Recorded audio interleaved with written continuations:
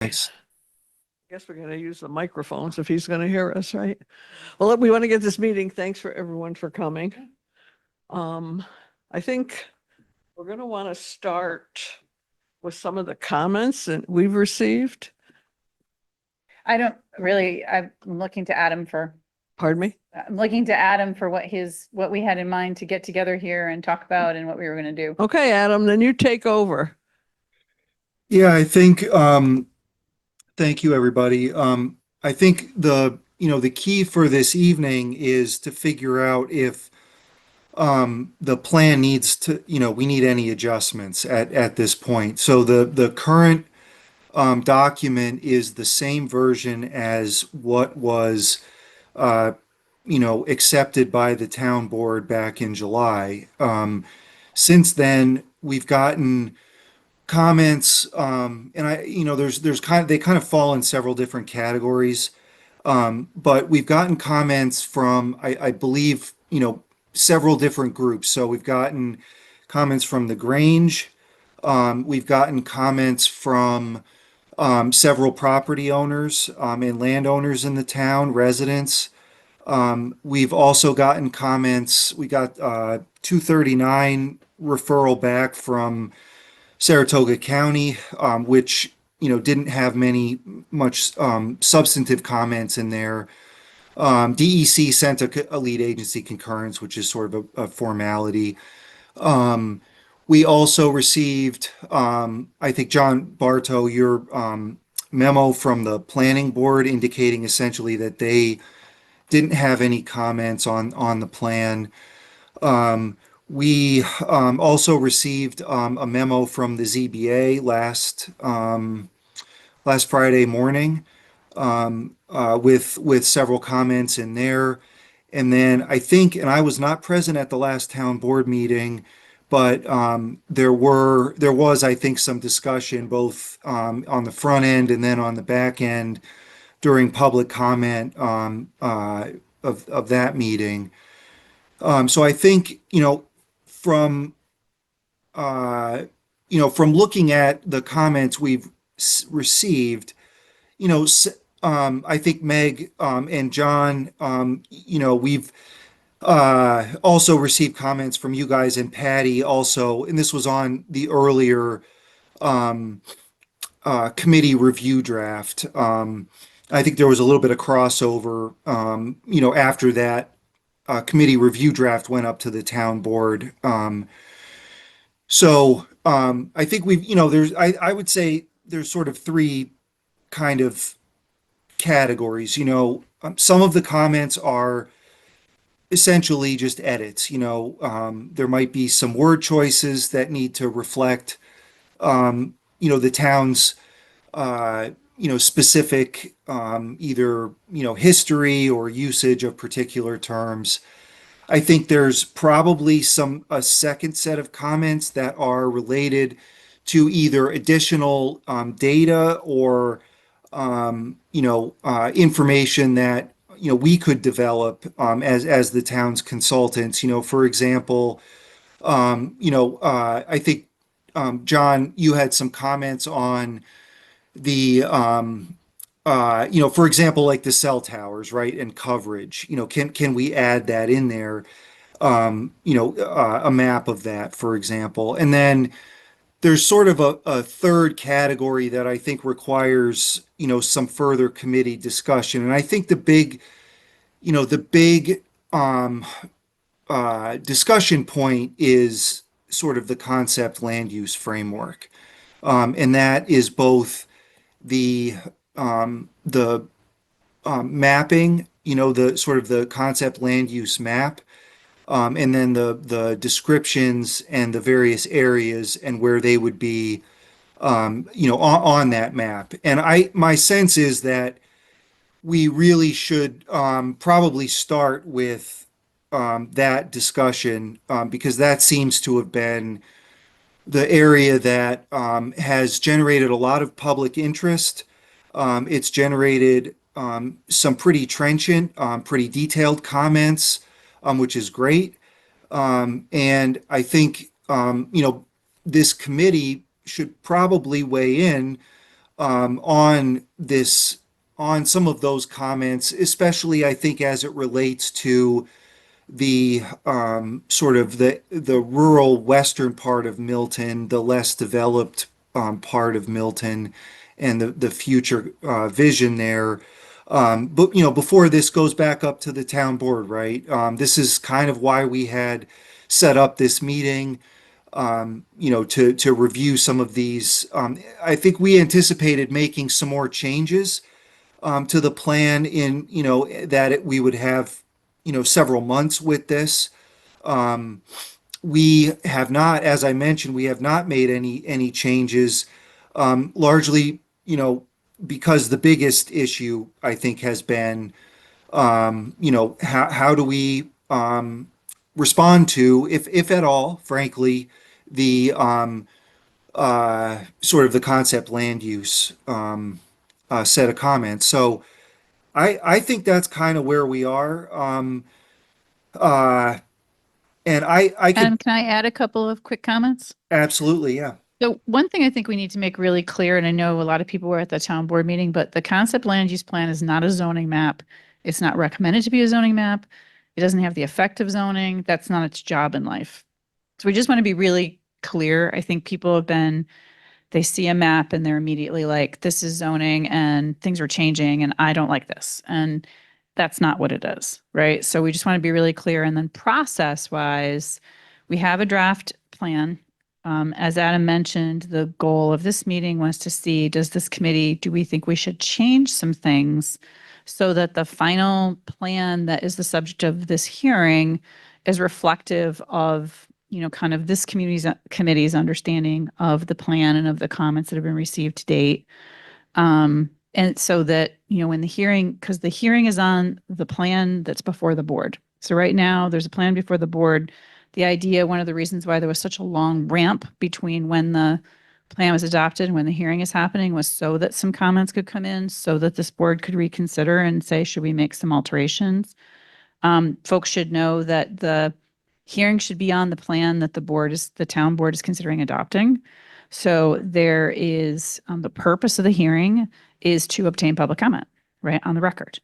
So comments are made outside of the hearing, people hear them, but the kind of the most important thrust of this is to get a plan that this committee can recommend, right, to the town board to be sitting before the town board for that hearing, which is October something. I don't remember the date at the moment, but later in October at the town board's meeting, and then obtain that. I think my understanding from the supervisor is that the town board is going to receive comment and not take any actions right away, but really truly listen to what people have to say and understand the implications, and then make a decision from there. And I just want to kind of make sure folks understand the pathways from there. One is the document that's before the board prior to the hearing. The board finds it to be the document that's reflective of what the community needs as a comprehensive plan going forward. And that's the document that eventually is subject to seeker and goes through the process and is adopted. Another one is that public comment happens and that the board then directs us and or this committee to make modifications. And then we hold another public hearing on those modifications, right? So there's a couple of different pathways. So just so everybody understands, right? This is not, a done deal. This is not any of those kinds of things. That's the whole purpose of having the process, right? So I just wanted to add that, Adam. And I agree with you. I think, the diction edits and like the additional data are certainly things that we can handle, outside of this committee. But I think having the committee look at and think about the comments that have been received regarding the conceptual land use framework is a really important part of what the committee could do. And that's the 22nd, is the hearing. Thank you. Just, yeah.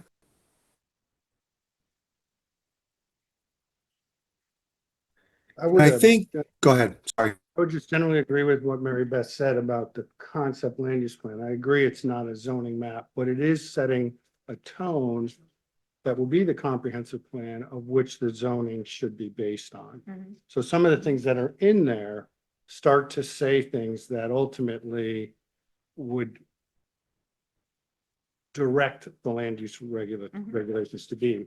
And I guess specifically to the western part of the town, I wanted to take us back because I know there's been this discussion as to where sewer and water infrastructure particularly could be and would not be allowed, because I will admit, our zoning regulations specifically are relatively silent on any infrastructure, as with most zoning regulations. Right.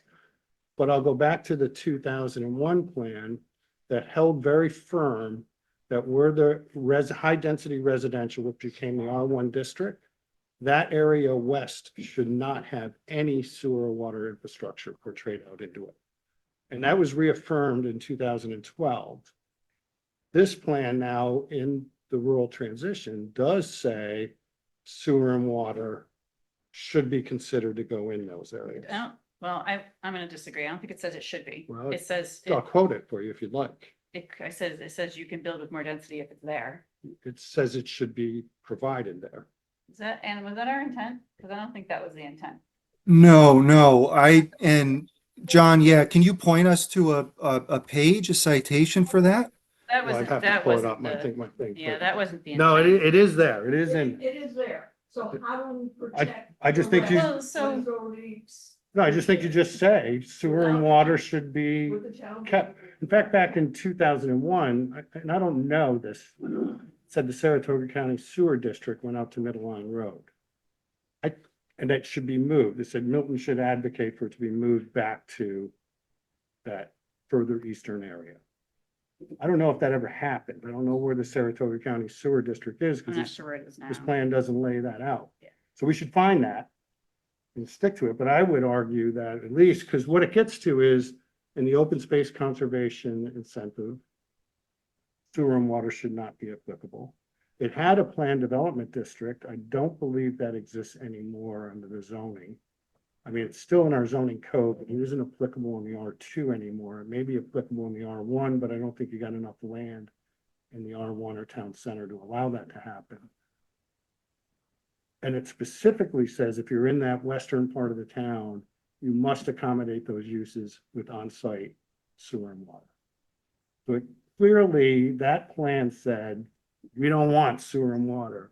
So going John, out I there. think one of the things is, I believe in Adam, jump in here. We did not intend to say in any shape that we were directing or requiring that water and sewer. creep No, it into just that says zone. in the transitional zone, sewer and water should be accommodated. No, so let me pull the transition up and share my screen here.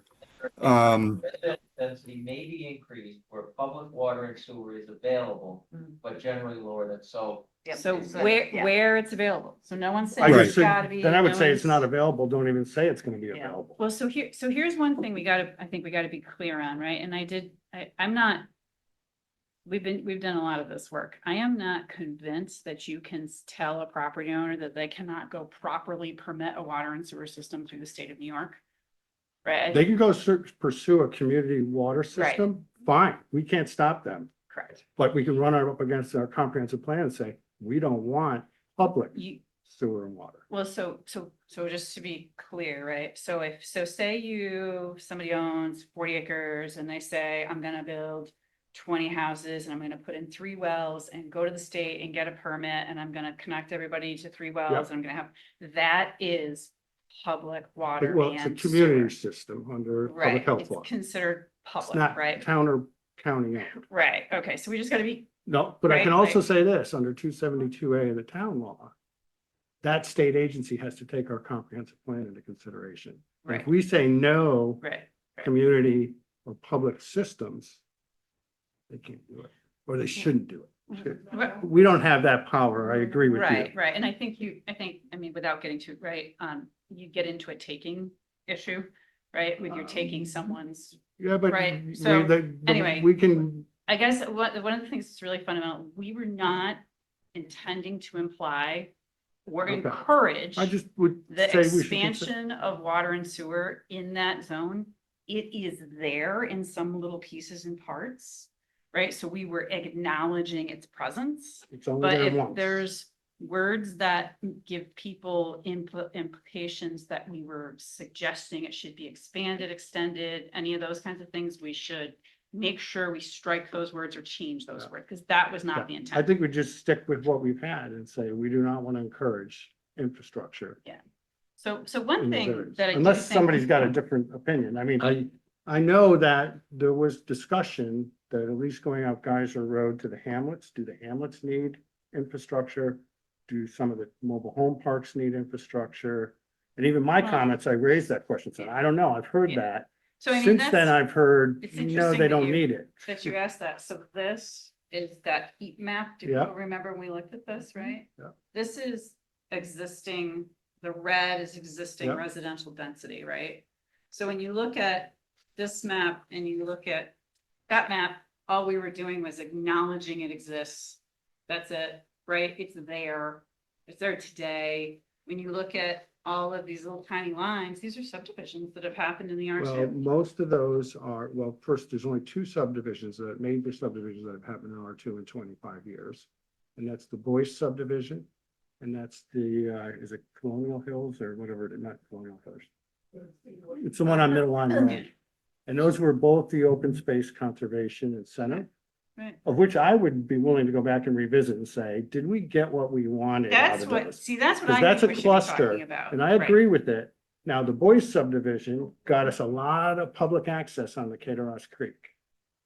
That was in 2005, 2006. So I think that And that that's was kind of the good. That question was, we're that asking was is, good, and how yet, much subdivision do you really want? there? well, you're gonna tell people they can't subdivide their land? Well, no, but I think you can put some guardrails on it so that the development pattern isn't the traditional loops and lollipops with lots of lots on the Yeah. radials and all that kind of stuff. But right now, what we get is under basic zoning, 5-acre subdivisions. Okay, not necessarily the prettiest subdivision. Exactly. It's not But what really, we got are the two open space ones, which gave us a lot of open space Yep. theoretically. Yep. But higher density. And in one case, it brought sewer and water across the boundary. It never should have. and that, And and even that's, Barb will and admit. that is exactly, and that is exactly why we're saying, if you don't protect that land, someone else will come. John Bartow might not be the planning board chairman someday. There might be somebody else, Then I think right? we gotta So- be firmer in it. So that's why we're raising this issue and why we're saying, what do you want?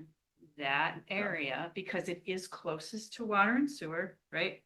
Wait, what should it look I like? think when we had said there's a hard line to the west of the rural transition, we could say there's a hard line west of R1. You could, Because the only other things here, these are the trip mobile home parks. right? We're Now, not- the reality of We that stopped is, those I mean, 25 years so ago. but here's the thing too, just so everybody's right, it is not realistic to think that you're gonna extend water and sewer. It would cost an enormous amount of No. money. The value proposition Yeah. is not there. But that doesn't mean that somebody doesn't come out here someplace and say, I've got an enormous amount of money and I'm gonna take advantage of the conservation subdivision and put in a private public water and sewer system and build a whole bunch of Yeah. stuff. Do you want that? That's the question we're asking. So the conservation subdivision does say on-site sewer and water. Yeah. But I guess with that density provision, that's a cluster development. I mean, that's also written in the new plan that we should consider cluster development. Well, it's definitely a more efficient use of land. We heard that actually when we were out in Rock City Falls, that there was a lot of people who were like, I want to put something on my land, but the way right now I have to kind of put it right in the middle. I'd rather tuck it back in the trees, away from have some, some flexibility so that the house can be tucked away and leave everything else green, as opposed to kind of, here's the development box right in the middle and that's where you have to put.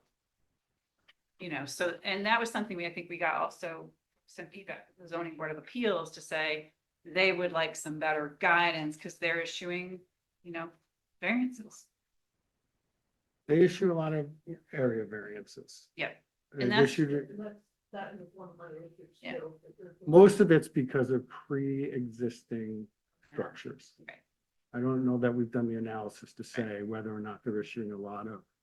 Because that's one of the things that when we look at, how effective is a code, if your zoning board of appeals is issuing a lot of similar types of area variances in a particular zone, you probably ought to look at the dimensional requirements and say, what are people saying that they want and need versus what the code, which is not Yeah. necessarily, maybe you say you don't change anything, but maybe it's more, again, that kind of 5 acres is a lot of land. Right now, we kind of have a development envelope box in the center. What if somebody wanted to pull it back in the corner, away from neighbors, away from everything? You wouldn't even see it from the road and the rest of it's green.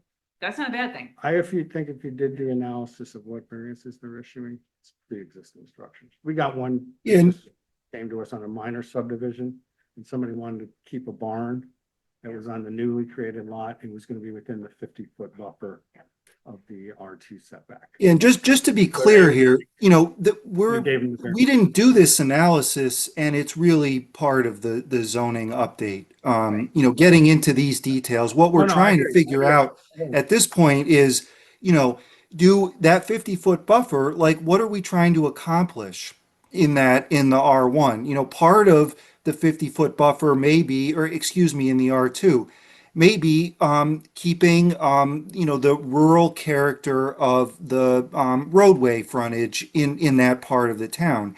Is 50 feet really, you know, there are different tools to use in order to achieve that same goal. Is 50 feet really the only way we might achieve that, or is there, you know, are there ways to, you know, require some kind of screening or buffering or planting plan or that kind of, you know, that kind of thing? So that, I mean, that's really the level we're No, operating I at. agree, Adam. I'm not saying that. I'm just saying that what we get are not so much people that can't meet the setbacks. And the setback for structures on the front yard setback's pretty far in the R2, 100 and some feet. So I'm just looking at the But- DBA sent some pretty good comments, right? They're saying, you know, they want to prevent ad hoc development that leads to a lot of variances and appeals. Clearer, more precise regulations up front will reduce ambiguity and streamline application process for property owners and the land use boards alike. They'd like to have some better discussion of the business related challenges in the R2. We heard this when we were Rock City Falls. There's a bunch of people who run businesses who want to continue to run those businesses and are maybe struggling a little bit with fitting into that zoning, their pre-existing uses. Yeah. They go on to say for balancing development and preservation, they like the recommendation to implement a lot to area ratio zoning, which could help conserve large unfragmented parcels, which aligns with the plan's vision. So there's a bunch of things in here, but I also think Adam is right. This is sort of the big picture. That's the hard work of zone. That's why I know, you know, I had people say to me, well, this will become the zoning map. Nope. This is the lazy way to do it. This will not become the zoning map. Zoning map's a lot of work to go Yeah. from a conceptual land use to a zoning map. So anyway, I think that's kind of the question, right, is, Go ahead. oh, I'm sorry. Well, I find myself, since 1972, I was on the original zoning commission to get zoning created in this town. I bet on when it came to setting the zoning to 5-acre requirements. I happen to be one of the big enforcers of that. And as I look back on all my decisions, I lost many friends. Okay, going back to 1972, many of my friends didn't want zoning. They wanted to have free ability to do what they did with their land. Years later, they came back and said, you probably were right in pushing for zoning. When it came to the 5-acre lots in R2, I was one of the promoters pushing that. At that time, we had at least 3 town council members that lived on very small lots within the town. And they couldn't even imagine what 5 acres looked like. And now I sit here today and I saw a lot of the comments coming in. I think I'm gonna be in trouble again with people because I look at the philosophy of how our town has grown. I think this R2 step for the last X years has been good. And keeping our town center a town center and our population here. But then, as you know, I've always been very critical of the rearview mirror in our town, that when we gave up the airport, we didn't keep 100 acres of industrial zone and give the rest to the county for the airport, because it would have allowed us to have an industrial base in this town. That ship has sailed. We're not going to have any industrial development in the town. But when I look at small businesses, we call them small businesses, but even our little business, I started off with 3 employees in 1972. We now support almost 40 people. And in supporting these, whether you're a 1-member business, a 10-member, or a 40-member business, you are helping keeping our driving population down in this town and allowing people to do everything within the town that they move forward in. So I think I agree with you. I think we're looking at the comprehensive plan right now and not really understanding the purpose of it. When I look here, I'm the guy that wanted 5-acre lots, and I'm looking at the transition zone that might allow more. Number one, over the next 20 years, maybe we should be allowing more, because we're not going to shut the gate on Milton. We have a lot of people coming into Milton that want to be here. They ought to be allowed to be here. But my concern is, and I agree with you wholeheartedly, when we get to the zoning part of this program, that's where the hard work's going to really come in. But I think the comprehensive plan has to be open enough to be able to allow some of these things. And go back to where we allowed low density in R2 if you had The open space. the open space. I've seen that fail right on the corner of Midline Road and Route 29. Well, that wasn't an open space. That was just a subdivision. No, it was, well, it was a reduced, it's 10 lots on 30 acres, so do the math.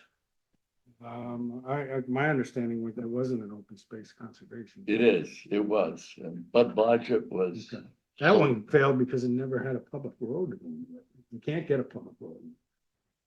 Well, the whole layout was terrible for that reason. Here you had 10 homes and you were requiring a road to go in the size of Route 9 from New York City to Canada to serve these 10 homes. And it didn't make any sense. And then when they laid it out, the road cost was so high, the homes got laid out in a manner that would have been a disaster for everybody driving by every day.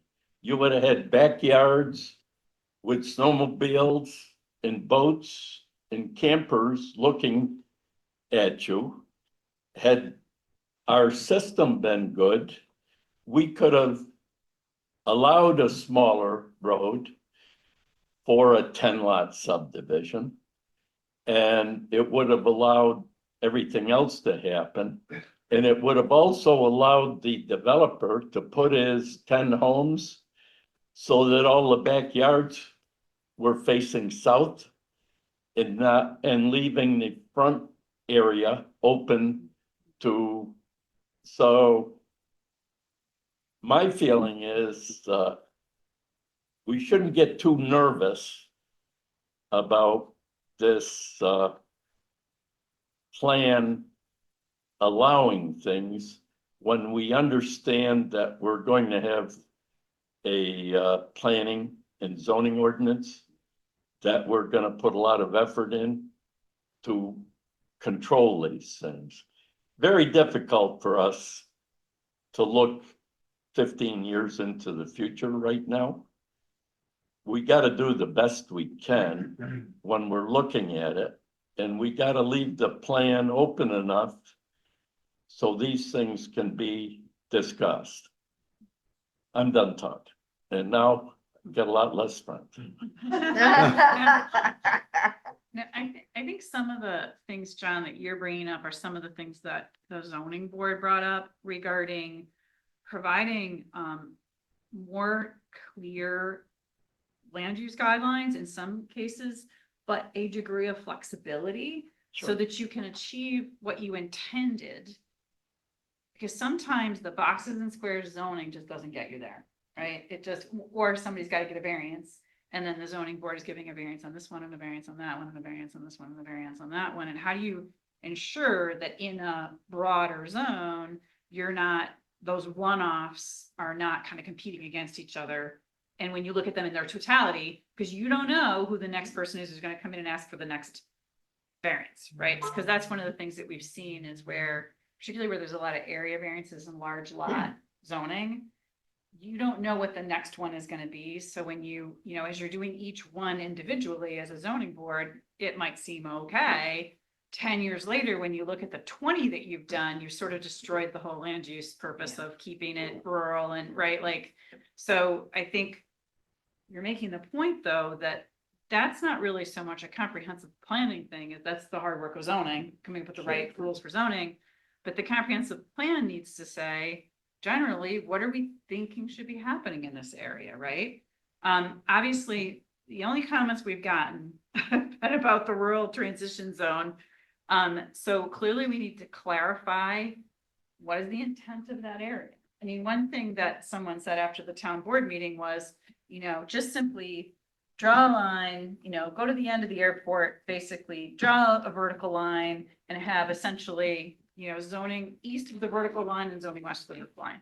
And I will say, we have a colleague right now who's working down in the Catskills doing zoning in a community that's never had it before. And so, that community was as a population of about 5,000 people all together in a landmass bigger than your town, right? That's okay for them. That very unsophisticated, pretty simplistic, draw essentially a growth boundary line, right? But I think you guys are, I know we've heard a lot of folks say, they love the small town feel of this community, which is true. And we've said you need to protect it, right? But you guys are not a simple community that's never had zoning. You've had zoning since the 1970s, 50 years, right? You are a relatively large, sophisticated place with a lot of utilities, with a lot of human beings, with a lot of transportation infrastructure. And as hard as it is, so another comment we got was, what we don't have to look at the future. We just want what we have. Well, the thing, and I know I've said this to all of you guys, right? If you love the thing you have today, thing you have to do is protect it. And just sitting on what you've got will not protect it. I agree. I want to come back. I think, I want to revisit that area variance and I challenge us to go look and see what they are, because I think you're going to find they all relate to existing structures and they're not what they're thinking they are, Mary Beth. The second thing, I agree with John on the road stuff. We have a highway department though that is not going to budge right now. No, maybe 20 years from now they would. You can go back to the 2001 plan and a whole bunch of thing in there about rural highway design, trying to be narrower, smaller. That's going to take a highway department. It's going to be very adaptable and say, And a town I council. don't need to get a 6-axle or a Yeah, 6-wheeled exactly. Yeah. truck down there. It's just, Yeah. it's not in their wheelhouse right now. And the standards we have for highways are pretty big. But if we want to push that, that doesn't matter whether you're here or you're out here. Yeah. That's everywhere. And you're right. We could get that 40-acre lot here, we could get that 40-acre lot here, we could have that 40-acre lot here. Yeah. They're everywhere. This green area is not any different than the blue area. Other than where are we gonna draw the line of rural versus non-rural? Exactly. And, And frankly, and- we think you want to go from, this is densely developed to this is a little less to, this is very, very. I think low you've heard from density. some people who don't wanna do that though. But it gotta is, do it. it's what you have today. It's not what we have today. It is. What is it? You That's have what all the one cake development. is. You have one I development. just want, so Adam, when we were out in Rock City and you were talking about rural transition, I don't know if you remember what I said to you. That is a horrible term. Yeah. It's a horrible term and it shouldn't be used. And It was then- residential transition. Well, the transition zone, Yeah. and as I have said on day one, I'm on this committee to fight for the R2 zone. Because I want to keep it rural, I want to keep it agricultural the best we possibly can. When people were asking me, what is rural transition? What does that mean? I couldn't sell it. I couldn't explain why we need to have that, or why it is good for a resident. And I get it, it's not a zoning map here, but if I'm looking at this and I see my property in it, my back's gonna go up, the hair on my neck is gonna stand up, and say, whoa, what is this town doing? Now, fortunately, I was happy, I'm in the blue. But if I was in the green, Or if I was in the green, and then I went to someone on this committee and people did come to me. I said, I honestly don't know, because when we were out in Rock City, and granted, there were not a lot of people who were at that, unfortunately, but for whatever reason, those who did come, those who did spend their evening with us, and we took those pieces of yarn or thread or whatever it was on the maps. Nobody was asking for a residential transition, rural transition, or whatever we want to call it. If anything, I dare think that every single one of those maps wanted R2 zone to be bigger, not smaller. And they were looking at the edges and they were pushing it where there were larger parcels. I, to this day, and I know Mary Beth and I know Adam, you are adamant thinking, or at least telling us that this is good for Milton. I still can't explain Does it help what to rural know? transition means and why it is good, or you think it's good for us. And if I can't sell it, Understood. I don't know. And I guess, and I know people thought transition meant transition to more development. And it really means the other way around. It means transition from very dense to no density. So the term is not good, but the green is intended to be the current R2. The green is intended to be the current R2. So if you're in the green, you're in the current R2. The blue is If like the an blue is R3. an R3. Yeah. Even less. Yeah. Right? Rural reserve is an area intended to permit agriculture, rural residential, open space users. Agricultural uses in particular are encouraged in the rural reserve. Areas meant to include farm operations, natural preserves, parks, scenic areas, and very low density residential uses. The blue is the change, the green is the same. Well, if that was. Well, but if that- but why it's would not you completely do the rural same. R2, rural reserve R3. We could, Adam and I And talked take about that. transition out, if the We've talked idea about is that that, yeah. green is the current R2. R2, that's gonna be left Yeah. just as Just it as it is. is, And that the blue is gonna be even more. even rural. more. And then I'd say take the sewer and water out of R2 Yep. and take the open space incentive out. Yeah, and the open space incentive is in the current zoning, Well, it so. hasn't worked. It's been And used it's not, twice, and you well, and I maybe talked, 3 times. you and I talked about It it hasn't quite a worked. long time ago, and we said it doesn't work. And you can't even figure out the math of how you figure out how many units you get. So it's really hard, right, to figure it out, so. I mean, unless there's some reason, but Yeah, you're no, right. agreed. How do you get to that I- performance zoning then? That Let- allows let me you s- different lot line Well, flexibility. fortunately, we don't have to figure that out today. No, no. Right, and But- let me suggest that we keep in the concept of incentive zoning, maybe more generally, not even necessarily related to any, maybe it's the language is more, incentivizing, you know, um, achieving the goals of this land use zone, right? So, I mean, open space obviously is a natural fit. I think we talked about multimodal transportation options in there specifically, but I don't think we want to totally throw out the incentive in the R2. It's in there now. Um, Why and I wouldn't think you we have want that to, in the rural reserve then as well, if you wanted to get to this idea of Well, maybe you would. realigning But might it would the be, layout? but I it don't, might be more that lot to area ratio as opposed to true incentive zone. I just, You know, and I'd I would rather say the see- Boyce I hate to put development, those you know, words in that get people nervous. Yeah, which. That you're like, Clearly, what does yeah. that mean? I mean, as long as you say the infrastructure's not there, that drives a big bus. But what, you know, where do you, is what is the that intent of the Boyce incentive? If the subdivision, incentive is to that keep open- appropriate in the, you know, in the blue area? I think is a What? question. What? The Boyce Conservation subdivision, is that appropriate in the blue area? Well, I think there's two reasons. Let me go back to that. And it only started before I left. And the one big reason was it was in the Caterham corridor. And the town at the time wanted a lot of public access along the Caterham. And they got it. That entire subdivision gave like a mile of public access. Yep. Now we hate it now because we don't have the money to afford it, improve it and whatnot. Yeah. But that is in That's turn it, driven yeah. us to go into a position of, we're not taking any parkland in terms of that. The only thing they've done is mow the parking lot. I know, but it's created that So from a town point. Conundrum. Standpoint, I don't think we need any. Agreed, but that's what that's what Yeah. drove that subdivision and that drove that open space dedication. When you came over to, can't remember, it's Colonial Hills, the one other one that's on Middle Line Road. That one.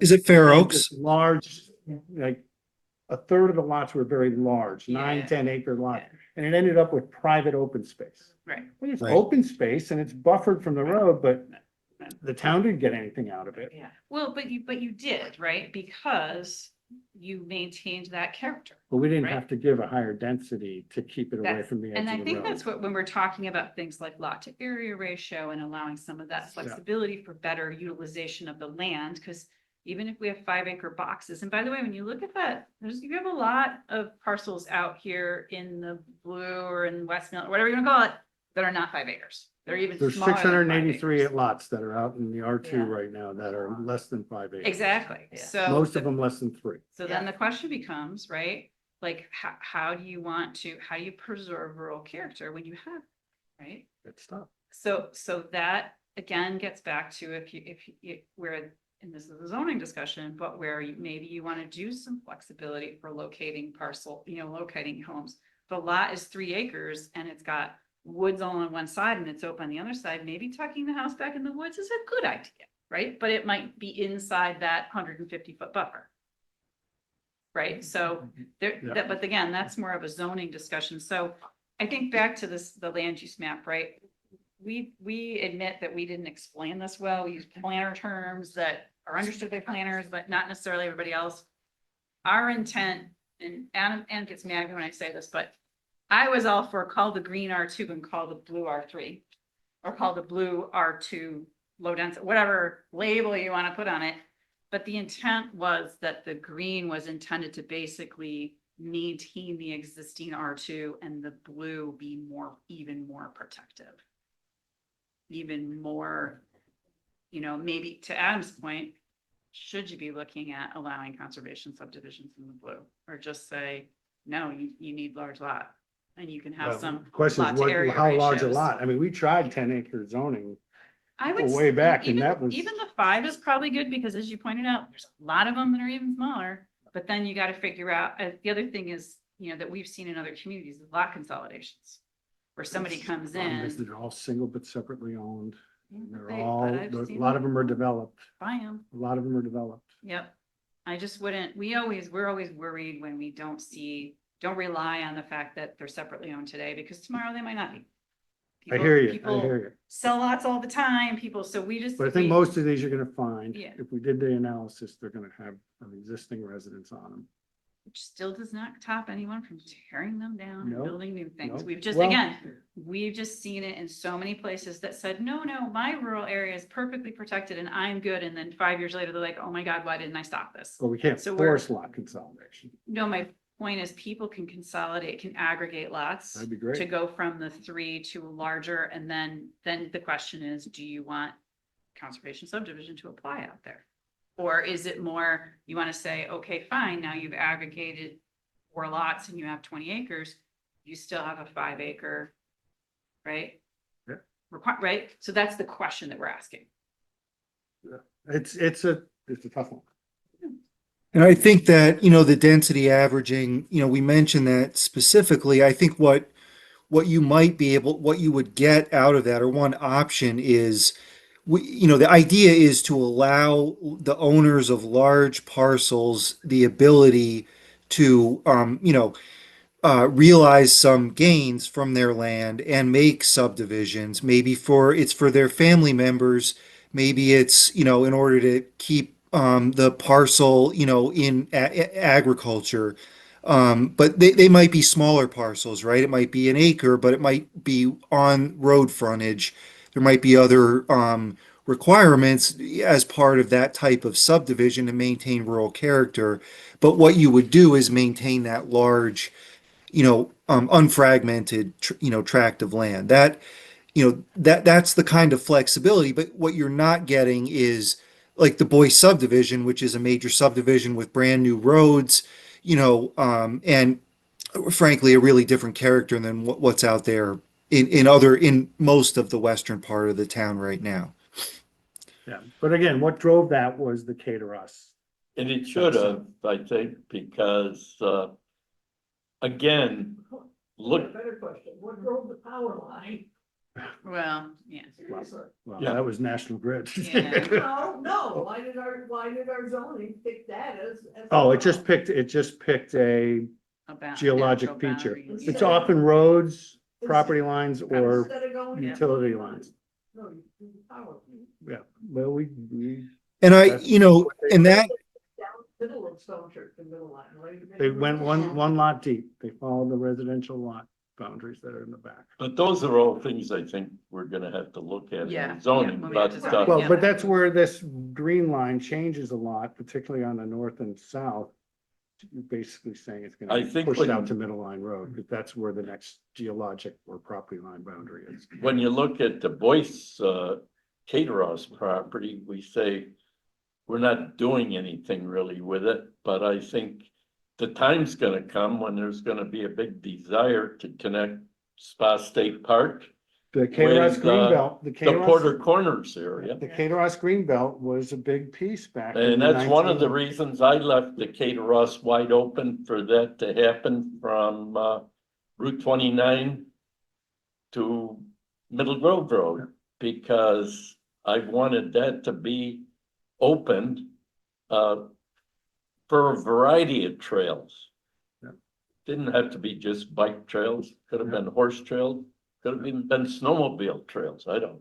But that was a big part of the plan back in 99, 2000 was, can we have a Caterhorse Greenbelt? We built from the village to wherever north. And we should continue that. it's in the trails plan too, the 2022. It's still out there in the town's planning framework. Yep. But what also happened with the Boyce subdivision is it was predated the 2012 changes. They got the higher density based on all the land. They didn't deduct the constrained land. out Oh, of it. yeah. That was the original thing. Gotcha. And then they took constrained Green lands land out of out, it, yeah. which would have taken the 150-foot setback from Yeah. the streams, the wetlands and Yeah. everything.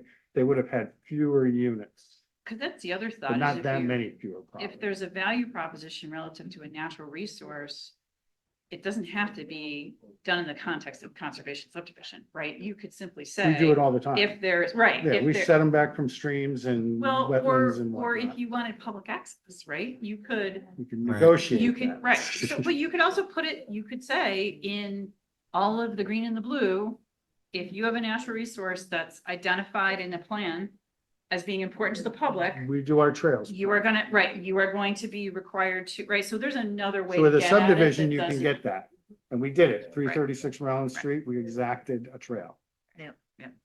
And, We do that. overlay zones is another option there too. If you do a subdivision within the Caterhos and The risk with type of overlay thing. is, are you gonna go to the town board? And that's this thing I would have there, your Well, we gotta- questions where you do your incentive. Yeah, we gotta At fix what the- level do you leave it at the planning board Mhm. as a planning discretionary decision versus And you're this is- going up to the town We've gotten board. into a zoning Yes, conversation we that don't is have to. a later thing. But Yep. that all helps to shape the thing. Remember, the There's- comprehensive plan forms the zoning. Well, it's that your comprehensive plan, the law says, right, has to be. Should be in accordance. In accordance, right? Now, I've been involved in a lot of lawsuits, right? What does in accordance mean? I've seen judges stretch it pretty They damn do far, right? except under two seventy-two A. So I wouldn't, right, like I wouldn't get that excited. And just for the record, right, Middle Line Road, and the green is the R2. So really what we're doing is we're taking a whole bunch of land here and there, because this is Middle Line Road, out of the R2. Because the green is the R2, that's Middle Line Road. So what this map is doing, because right now, right, Well, remember, you said at the meeting you would not cut properties in half. correct, And that white and green line cuts them all in half, so. right, but remember. Everything so here's- that's on the east of the middle line would be in the green. Everything on So the east. The current boundary is right there. Yeah. Right, the current, Well, here's the zoning map. yeah, It's right between the lots, right where that yellow line is. Yeah, I think the larger point there is that, you know, so, I mean, so that's a question, right? Do you just, does the R2 just come all the way back? I would say no. Forever? I'd say no. And then this is all reserved? Put it That on. seems to be what everybody wants, right? Everybody wants this to be much more reserved. Well, than I guess the this. question is, what is much more reserved? Maybe the people that are in the current R2 want to be much more reserved as well. Maybe they Because do. there's some, if you look at the size lots, some of the town's largest lots are in that green area. So that's the question. Do you want, I mean, again, I mean, what's the basis of where we drew those lines? I think, right, Adam, it was in part. looking heat at the map is Actual zoning and the actual land cover of the current circumstances, But right? that heat Kind of- map only shows you 4 trailer parks, which are. and it capped, was, Never gonna it was enlarge. also the feedback we got in Rock City, as well. But I think John Mancini, I think myself are like, I didn't see it. I think Oh, it's I hard to did. sell. I saw people saying, make it. I did not see people, the groups I talked to did not suck it all over. A lot of them said, include the hamlets, bring it out further. We did see that. Now, here's Yeah. one of the challenges we have. We have a town with a population of about 20,000 1,000 people. We didn't get a We lot of have input. probably heard from all together in the whole span of this 200. about, yeah, I was gonna say maybe 300 on a good day, maybe. And a lot of it's the same people over and over again, which is fine. That's the whole thing here, but this is one of the challenges we always have is getting people, like, we don't know what a bunch, because they have not chosen to participate for whatever reason. Right? So it's tough too, because we have, we don't live here. This is like, we're here to help you, right? But we're also here to kind of be a little bit of a warning voice to say, we've seen other communities before say, for 20 years, nobody's ever done this. I'm sure it's fine. And then 5 years later, somebody does it and everybody's up in arms. Agreed. Just, I mean, couldn't I hate agree. to bring it back up, but like Milltown Center, right? Everybody came here, pitchforks and torches. How can you, planning board, allow this? How can you, town board, allow this? It was allowed in the zoning code for 20 years. I don't want to see the same exact thing happen where stuff's allowed in your code out, in West Milton, whatever we want to call it. And then people go, oh, I didn't know that was, and everybody's up in arms, Yeah. right? So that's the whole reason that we're having. this Well, I mean, I guess that's conversation. it then. What is happening out there that we don't want to have happen? Right, or what could happen. Or what could happen? where Explain you that, have- explain that, because right now the rural reserve says agricultural uses are encouraged along with nature preserves, parks, scenic areas, and low density residential. Right, Are you that's- gonna tell everybody that's in the blue, you gotta have an agricultural use or a real low density residential house? They do now, right? But they It's- Well, also, they have 5 acre zoning. There's nothing on ag. It's not mandatory to have ag. no, you can't mandate anybody, right? Like, but that's I think, again, it was just intended to say, how do you preserve what you all love about that area? And the one thing we did hear a lot of when we were in Rock City was a bunch of people who own small businesses out here That I who agree. are having hard times fitting, like, there was one company that I can't remember if they like build septic systems or clean septic systems or do something, and they wanted to build a building to house put their stuff in. Yep. And they have had a heck of a time getting through the process to build a building to put their stuff in so they can continue to operate their family business. We have a dozen of those. And it Yeah. seems like, but why make, like, so we should accommodate that. We should, that's the idea, Can I right? ask a stupid question? I'm sure What it's the not heck is the stupid. difference between R2 and R3? Rural was- reserve and the, yeah. It was literally just intended to be even lower density, right, Adam? Yep. Yeah, exactly. Lower density and using and maybe not necessarily lower density, but the idea is open space ag, have that so-called small town feel. And that might be accomplished in a variety of different ways. Density, of course, is one of them. Obviously the types of land uses as well. I mean, right now, I think R2 is the only place in town that daycares are allowed. Daycare's Do allowed. we, It's allowed. do we, so do we allow those types of uses, commercial uses out in the so-called R3 or the rural reserve, But I think in general, it's open space agriculture and with some residential, low density residential, as it's said in there. But how would it look different from the R2 today, the R3? How would the R3 look different than the R2 today? I don't- I'm just trying to wrap my head around that. It actually, it probably, the idea is we want to conserve the existing character of that landscape. And so, for example, something like the Fair Oaks subdivision, Catalina Drive, that crossed over from R1 into R2, or even the Boyce subdivision, that's why I brought that one up.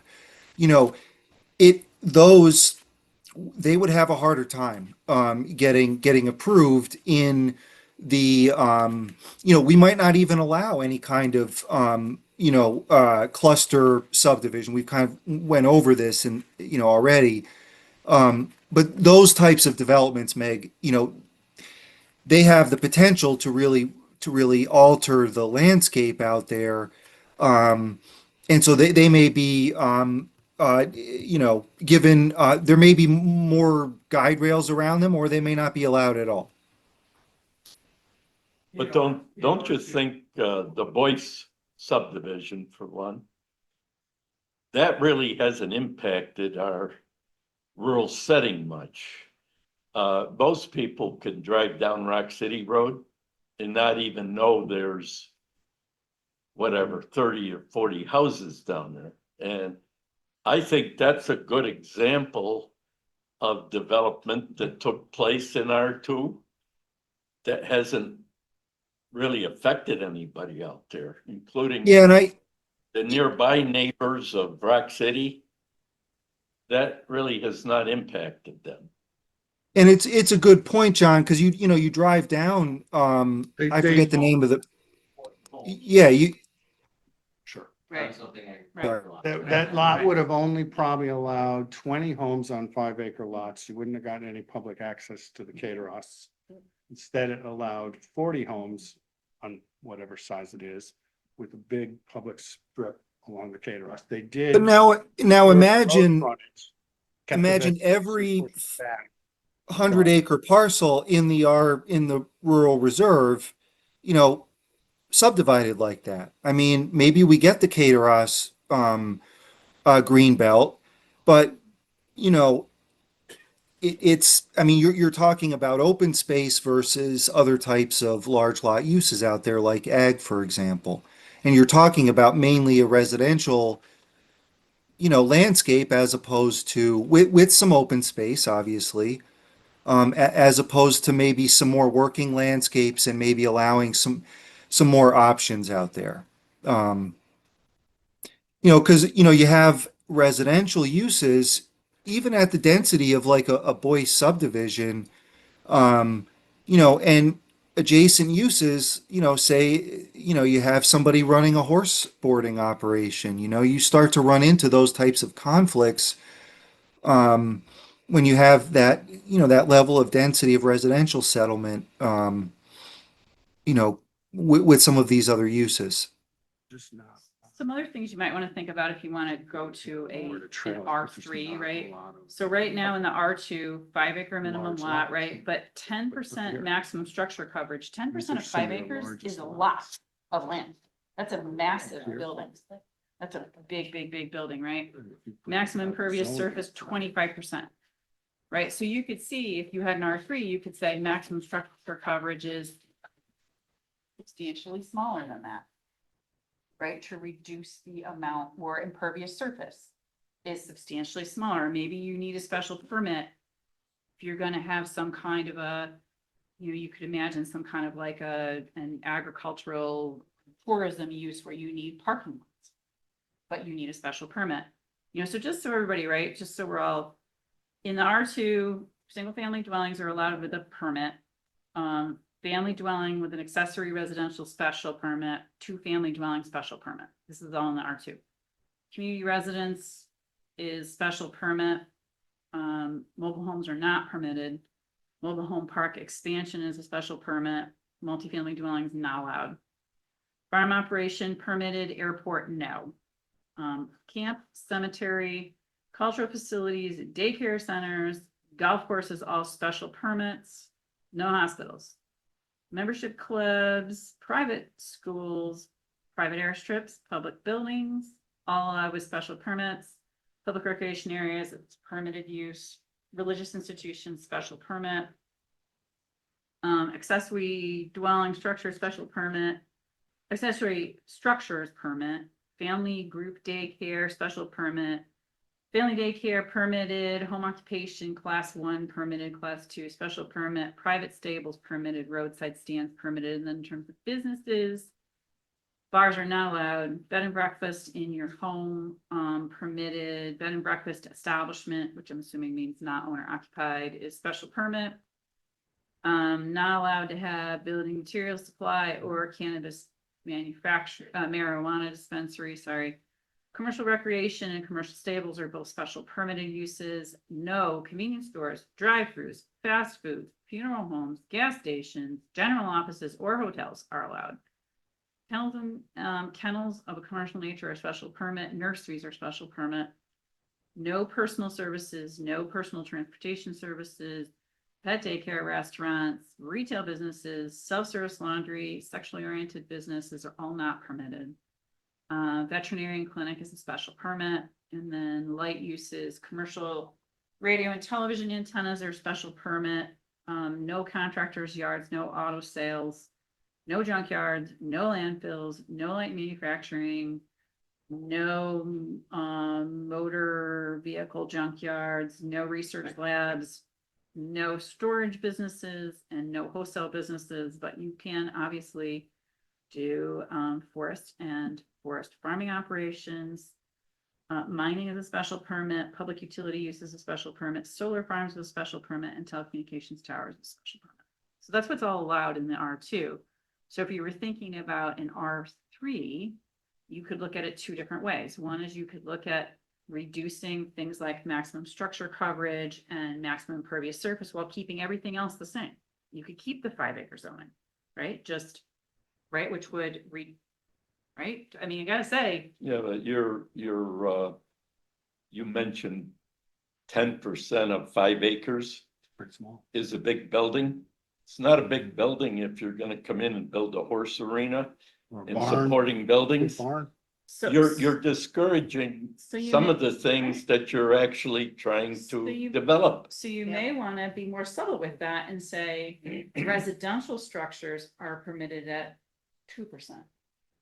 And other uses, right, right, are allowed at a larger percentage, right? But right now, there's no subtlety to this. It's just straight out, right? Maximum impervious surface 25%. Again, say you wanted to do like a riding stable and have like dressage events, you would need parking. 25% impervious surface might be reasonable, but if you're gonna go build, I know Adam, you've seen some of the giant McMansions that we've seen in the Catskills with massive parking lots because you can accommodate 20 people in one of these things and it's a house. You know, and we've seen this. This is not, we're not making this up. So that's why we're bringing it up. Like, we want to make sure you are buying what you want to buy. And then on the uses, you know, that's the thing to think about is, are there uses that are allowed in the R2 that you would like to either discourage or encourage in an even more rural zone, right? You know, right now, you guys are, this has not been an issue for you so much, but in a lot of our locations, camps are becoming an enormous issue, like a really, really big issue. Like Camps. RV type? Camps, no, Oh. like camps for like Soccer sleepaway. camps and. Well, That's all. Sleepaway camps for people who live outside the area, who want to bring their kids up here, and they're gonna bring up here for the whole summer. And you have We have one. you'll have 2,000 children and you'll have 4,000 staff. And we are seeing this in a lot of places. We have one, but it's not that big. No, Yeah. we It's have big, that but you have one. thing, but, So- and it's working very It's well, works. but we have a residential population of 200, 250, I think. and we have counselors See, 5 to 1. and we to seasonal go with limit. that. Right. And We seasonally limited. So we've seen a lot of camps. But we're looking at the whole solar thing. So Are we gonna want solar throughout all the R2, R3? Right now, the entire R2 is open to solar. Exactly.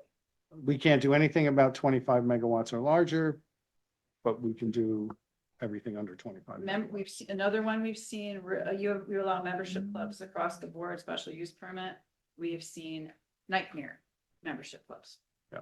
Like people can just make stuff up and be like, this is my membership club and I meet your definition of a membership club. And so, And we have Again, ag that's- uses that want accessory structures. They want to have a wedding venue. All of a sudden, the music's on till 11 o'clock at night, and that creates a lot wow, of there's problems. million a lot of Out in cars. the middle of nowhere, right? So these are the So we have kinds- those things that you got to think through. But This is again, that's a why we're- zoning right. question. It is. But Yeah. as you But again, it's set sort this of like, out, do it's, you- you're setting the tone of, Right. if you're gonna say we want to really strengthen agriculture, we're gonna have to start to think about what accessory uses were we gonna do to complement those ag uses. Some agricultural uses do, you know, oh, you want to come work on the farm for the weekend or a part of the year? We got some cottages that we'll rent out and you Right. can come, and that may be great. Right. And it's, but if you're bringing 500 people in, that's a different story. So it's And just. what a lot of people don't know is if you want a shed, movable shed on the property, I brought this up before. Yeah. Bigger than a doghouse, you're supposed to come to the town and get a permit. Get a permit. Certain And as sizes, I said yeah. before, you can drag that shed around your property all day long, but what is presented to the town on a map is, oh, it's gonna be right here. Yeah. I mean, come Yeah, on. yeah, we've seen. No, that gets before. crazy. That's So- ridiculous. We also we're have, just we saying have we have the to- rodeo situation. We've got a couple of people that have farms that sponsor low scale rodeos. And that's worked Don't out even great. think about it, Nancy. No, no. I don't know. I mean, John does it. There are a few people that do it and it works out great and it's not a problem, but if it Yeah. happened on 50 farms in the town, we might start It might be an saying, issue, that right? could become an Don't issue. you, like on the farms, getting back to your concern about farm protection? Yeah.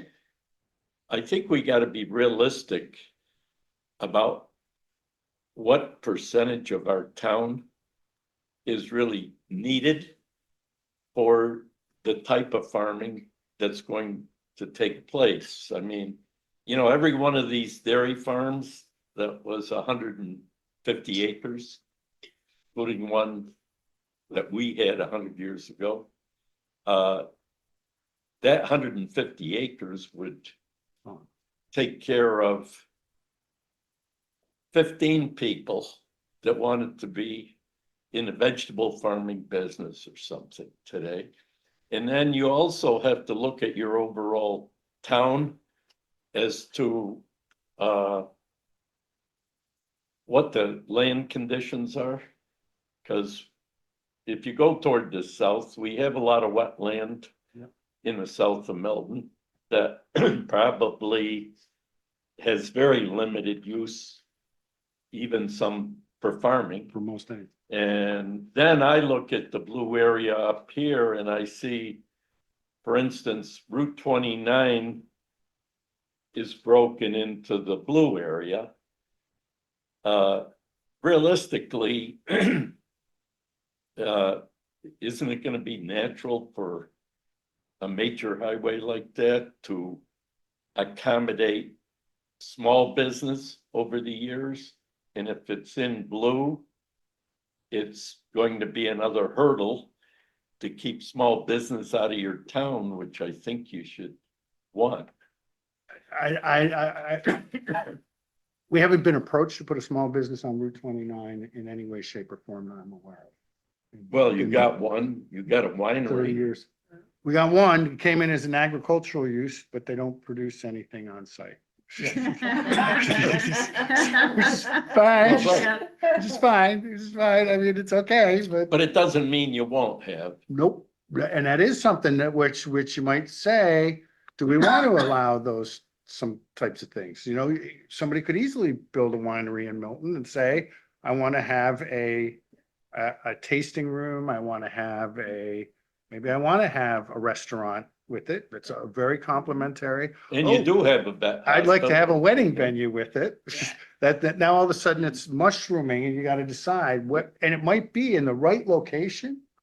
It might be great. I know that winery, And the people, vet hospital people to the came in south of after- it get really upset about the outdoor music. Noise. John, Yeah. that vet hospital came in later on Route The 29. vet hospital is permitted use. But then you start opening that 29 business, and then what's to say now, okay, we started, now we're gonna snake down. Yeah. another one. Yeah. To me, All to me, the that crap. 29 No, and that's- out 29, those are some of our biggest lots. If you look at where our open lots, they are along 29.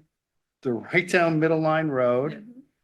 They're in the southern part of the town, but you're correct. It's extremely wet. I don't know that we've calculated how the wetlands down Yeah, there we did. really affect, It's. Well, it is, like, it's- but it's very wet. Down there. But yeah, I mean, across the northern part of the town and really down that center spine around Middle Line is where our biggest lot goes. So all And the. they're all that light desirable from a blue is percolation what's standpoint. called woody, Yeah. woody wetlands. Yeah. So it's a lot, right? There's a lot of, right? And a lot of the stuff on 29 is not really current ag right now, it's forest. Mostly forest land. So I think the one, you know, that's- I'm sorry, Adam, go ahead. I was just gonna say, the one thing on 29 we did kind of mention in the plan is the, you know, the mines, right? And the possibility for But they're making sure permitted. that they're accommodated. Well, that's the other question is, do you want, if you just kept the map you had, do you want mines allowed in the vast Well, majority of that's, the land, that's a right? good Like, question. that's the reason we're bringing these things up, right? The R2, when we first came here, we first started looking at your zoning, we said, wow, the R2 zoning is very, very permissive for such an enormous land base in your Sure. town. It's very permissive. Do you want that? Maybe you do. Yeah. Well, I will say where the two mines are right now, if they go further west, there are two prime agricultural properties immediately to the west. But And there's that- also- that- I know Saratoga Plan is in negotiations, we're trying to say, can we? But get there's Aggie one, zoned? I happen to know that land pretty well. Yeah. And there was controversy between the two quarries Yes. on the land. And one of them bought the land immediately to the west. Yeah. And that land immediately to the west is really ideal for quarrying and nothing else. So could the next parcels which have two ag properties on them? Yeah, So do you stop them where they're at and say that's it? well, you go back to business and, you know, these businesses are helping everybody else in Agree, town don't with disagree. their tax bills. Yeah. So you have to take that into I hear, I consideration. hear. I hear. Yeah, you know, right, so right now mining is only allowed in the R2, but the R2 is the vast majority of your town. Yep. So that's one of those things. We have a where lot of maybe you sand and wanna- gravel mines though, that are Well, scattered and, around. and you may wanna say, you may wanna make a distinction, right? Right. Right? So that's why we're raising it, because it's just. But that'll come up in zone, right? It'll come up in zoning, but again, it's this idea of, do you want to make a distinction somewhere on the line in that, in those spaces? I mean, Middle Valley Road is probably one of the most traversed roads in your community, other than Rowland and Route 50, right? I mean, so it is highly traversed. That is going to raise interest, that's gonna raise people who are gonna build things, that's gonna, right, so. All the more reason to protect it now. if So you wanna that's the keep- question that we're asking is what is appropriate at Middle Line Road? Is a mine appropriate at Middle Line Road?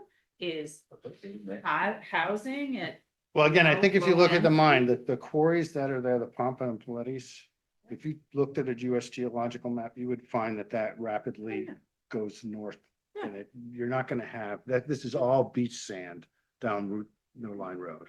You're not gonna, that mine is not, type of mining is not gonna keep marching right across. now, mines are allowed the whole. Sure. Maybe we ought to just Say no. remove the question, right? Like, so in case we get some crazy person, right, who isn't that smart, right? So that's why we're asking, because again, when we looked, remember, when we looked at your pre-2020 actual land use condition, and then we looked at your zoning, and then we looked at your modern land use, the zoning that you guys did in 2020 was very effective at driving development where you want it to be. Now, there have been some consequences of that, right? Lots and lots and lots of traffic on the east side of town. You know, Just getting addressed. right, and that's part of a big part of the plan, which nobody's really talked about, is there's a lot of emphasis here on multimodal transportation and on that kind of stuff in this plan. So, which is good, right? But I guess that, again, we come back to that question of, is there a difference between a parcel that's on the Galway border versus one that's on Midland Road from a land use vision perspective? I don't think so. I don't. I don't either. I have a comment. Sure. I'm looking at this map. 25% of the land mass are one. 75% is R2 and R3. And our conversation here today is being driven primarily by R2 and R3. Well, we haven't gotten to the others. I got plenty to say about those too. You want to hear it? But the majority of population is in R1. Right. And we have to look at what is best for the majority of our population. And if we limit to what we're doing, we have to be flexible on our mind. If we limit to what we're doing over here, we don't have any flexibility for any growth. You can't limit growth in a town. But we have to have smart growth over here. But we can't limit it. And if you're right, John, you're saying that the zoning is driven by the comp plan. Yeah. And so our comp plan needs to be flexible enough to reflect when we start talking about the zoning. I just don't want to see us lose an opportunity. We're talking about things that are gonna be happening 15 or 20 years down the road.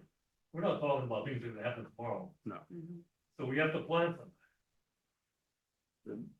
Agreed. And I guess the question is, what level of development do you envision? And when you say development, I think you're thinking about what, commercial development, residential development, and residential. I mean, I personally think we've got lots of room for commercial development in Milton right now. You look at the Route 50, Not lots of them, limited. well, we got a lot on Route 50 corridor. You got a lot in Milltown Center. Not much on Route 50 corridor. Certain things got bought up and If you have transitioned. Route 9 in Wilton. I mean, they're going gangbusters with commercial development. Yeah, but we're not gonna get that scale of commercial development. But you talk about a lot of, no, we don't have a lot of land for commercial development. Yeah, but how much commercial development is Milton likely to see, given the commercial development that exists in Ballston Spa? And then up for us, and we've got the town center. You got all that future commercial development in Milltown Center that is on the first floor of those buildings that hasn't even been capitalized yet. We get into the great ground. Well, true, and then you got pads that aren't developed in the southern part of the town center there, that has it. Got lots of sites in the town center that could convert or be converted, a few that are vacant. And then you got sites that are, I mean, how much commercial development is Milton And have, one of the things you often see in zoning is they way overzone than they'll ever realize. And at least we've targeted and said, we're gonna go here and keep it there. Now, I agree that there are no fewer than a dozen commercial / semi-light industrial properties in the R2 right now. And restaurants and whatnot that have not been accommodated. They're all gonna be currently, and that I can see, legal non-conforming uses. And we should. So, John, you brought up, one of the things you mentioned was, in the eastern part of the town, we have to consider what the future, of that more populous part of the town is. So we just talked about commercial. Are are there other things you wanted to mention over there in that part of the town? Were Well, there the other other thing parts is, of your comment? what's the potential for residential development? A lot of people don't want to see any more residential. Well, John Olenek, I meant John Oh, Bartow. John Lennon. Yeah, yeah. Yeah, I'm sorry, Adam, the question was, Well, you had, I mean, you brought up a good point about, well, we've focused on one half of the town with less than half of its population. And you brought up extent of commercial development, sort of in the eastern part of the town. What else? What else were you thinking about? I mean, that is the area where most of the commercial land uses are located and where they would be in the future. I guess my question is, do you have other sort of thoughts for that eastern part of the town? Adam, I was talking in basically generalities in terms of limiting ourselves, okay? Not necessarily specifics. We're gonna continue to have residential growth in the town, and I'm not just talking about commercial.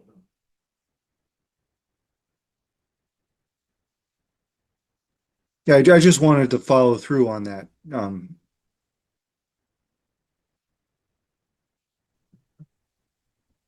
I'm trying to think to summarize. I mean, I, I think one of the interesting things I heard from John Bartow and John Mancini that, basically there, there really isn't a differentiation in what we know right now as the R2 zone. I mean, you guys are suggesting that we basically we don't differentiate.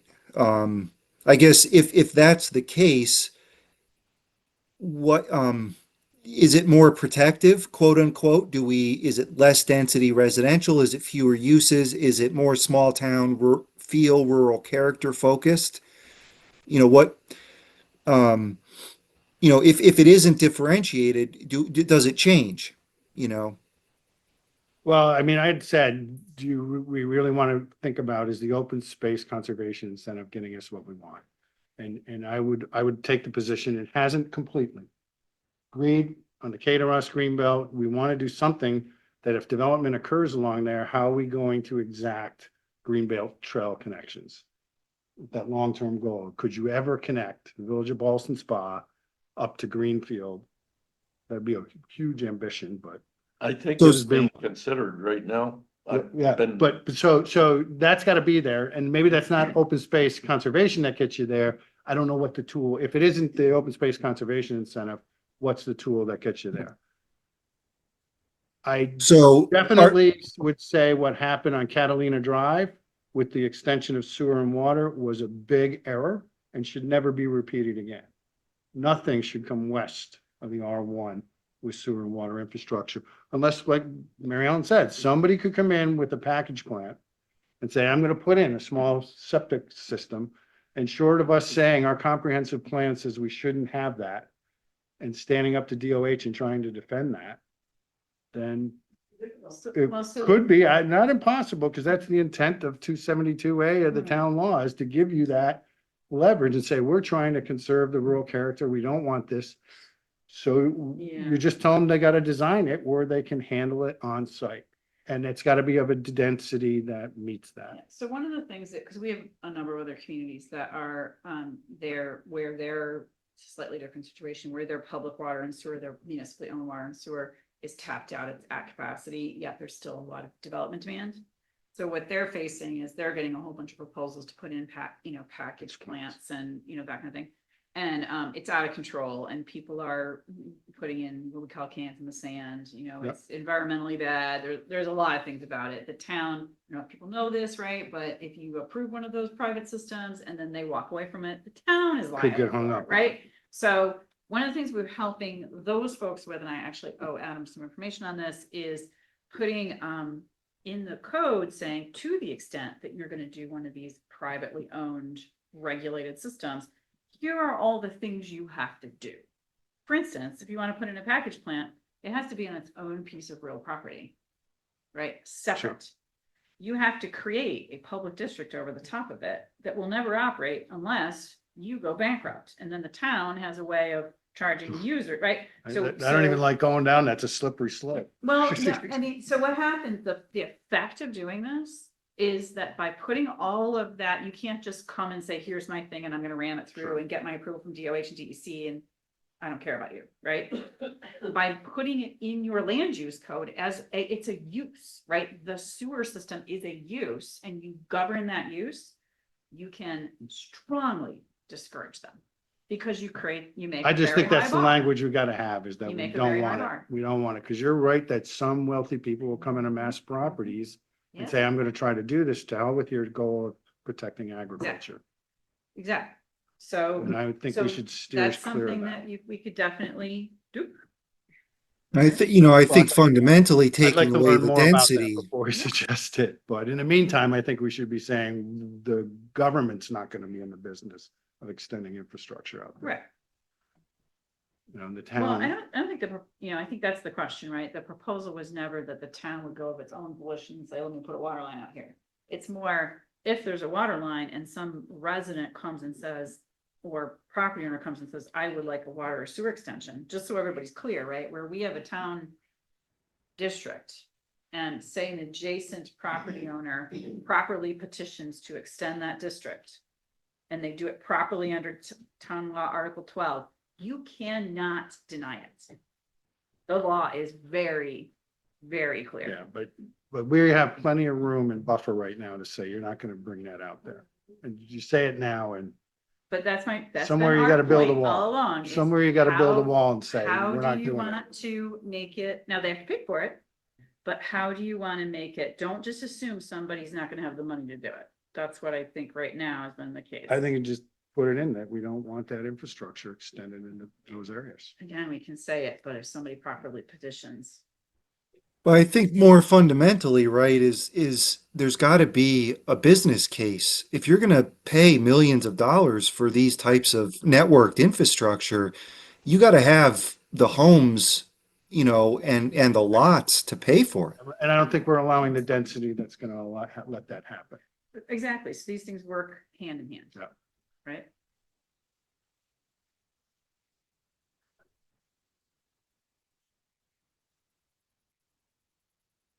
So are we at where we want to, where really the land use recommendation is, we're keeping the R2, but the land use recommendation is to look at uses, densities, dimensional features, because we're not doing zoning, but that's the recommendation to be protective of the character of,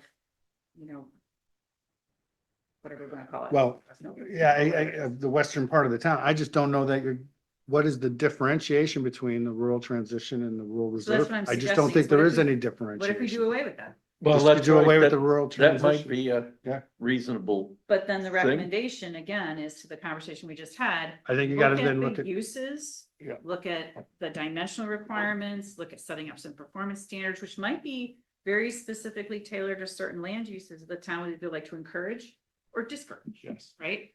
So maybe that's the direction. direction to go in. Because again, I think the whole thrust of this all along, even though it maybe has gotten lost in this, was how do you make it more protective? Because it's not protected today, just because people aren't doing it. I go back to the whole Milton Center thing.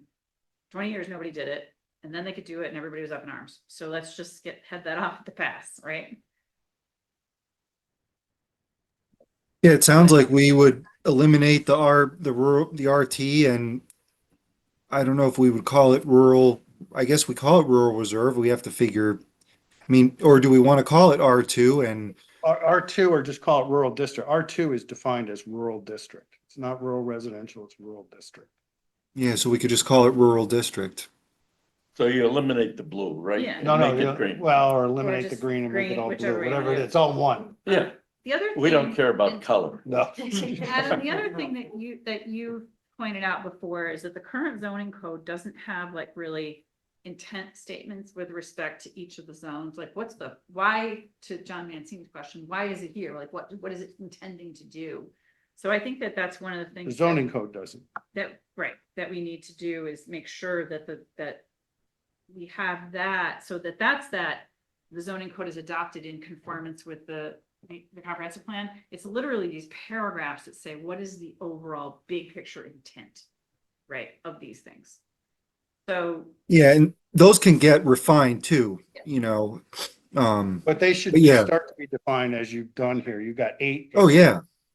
Now you're gonna go down to at least 7, Seven, maybe right. fewer, I don't know with the other ones, but. Right, right. But so. there you're starting to say, this is the intent of these areas. It'd be Right. very clear, and that could be adopted in the code. So I think so if we move off of the discussion of the R2, R3 thing, if that's where Yeah. we've ended up, right? I think the only other really substantive suggestion here was those orange blobs, which are extending basically off of Geyser on Geyser and Roland.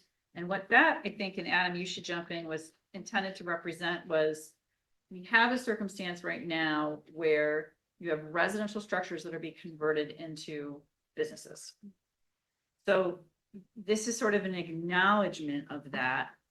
I think that's one of the things that people should chime in on is, you know, we're sort of, right now, it's not really, So in that area, the area to the west towards Saratoga Spring is in the town center. And that is definitely town center. Area to the south, as far down as 336 Rollins Street and the dance studio is also in the town center. And then area to the west goes as far as the ambulance corps and the firehouse. You're correct that there's some encroachment potentially further south. And there was some discussions, mostly in the, when we had the town center, it was more of the traffic group that was meeting, and what are we gonna do in there? About making connections, particularly pedestrian connections, all the way down to Woods Hollow Nature Preserve, the Right. senior center. And then there was that idea of, is there the potential for more commercial development, like the neighborhood kitchen is down there? It's been a commercial use for a long time. I don't know, I think that's allowed in the R1. But are there other uses along that corridor? If you drive down there, you'll see there's almost a natural, but it would be more that the same thing you're stuck with is how do we deal with buildings and businesses and residences that are turning to businesses or could turn to businesses? And how do you try to make that and I happen? think that's why we made this distinction, right? Because we think about town center, right, as being, you know, very intense land use, right? And what we're talking about is an area of actually relatively low intensity land use, right? It's the little houses and little, right? It's the existing pattern of development where residential structures are just being turned into small businesses, right? So it's creating a separation between, I'll just say it, right, Milltown Center or Hannaford and like where Patty is. Which had been, Right, because that was a PDD right. and then the Milltown project came in. Right. But now, So that was that idea of that neighborhood, community, commercial, and it was proposed as an overlay district, actually.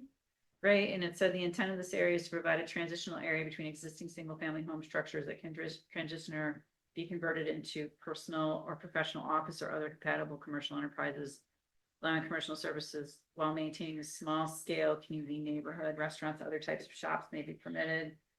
Special uses to ensure neighborhood compatibility, strong emphasis on residential and other uses allowed within the underlying district, but supportive of commercial, compatible commercial uses. So again, it was that sort of step down from town center and slight more flexibility for those areas. And And I I think guess some the of question- that too is also, mean, I don't know if relaxing is the right term, but sort of, accommodating some of those small businesses without some of those really intense investments required in by town centers, such as the sidewalks, the lampposts and trees, building up to the street line and all of that.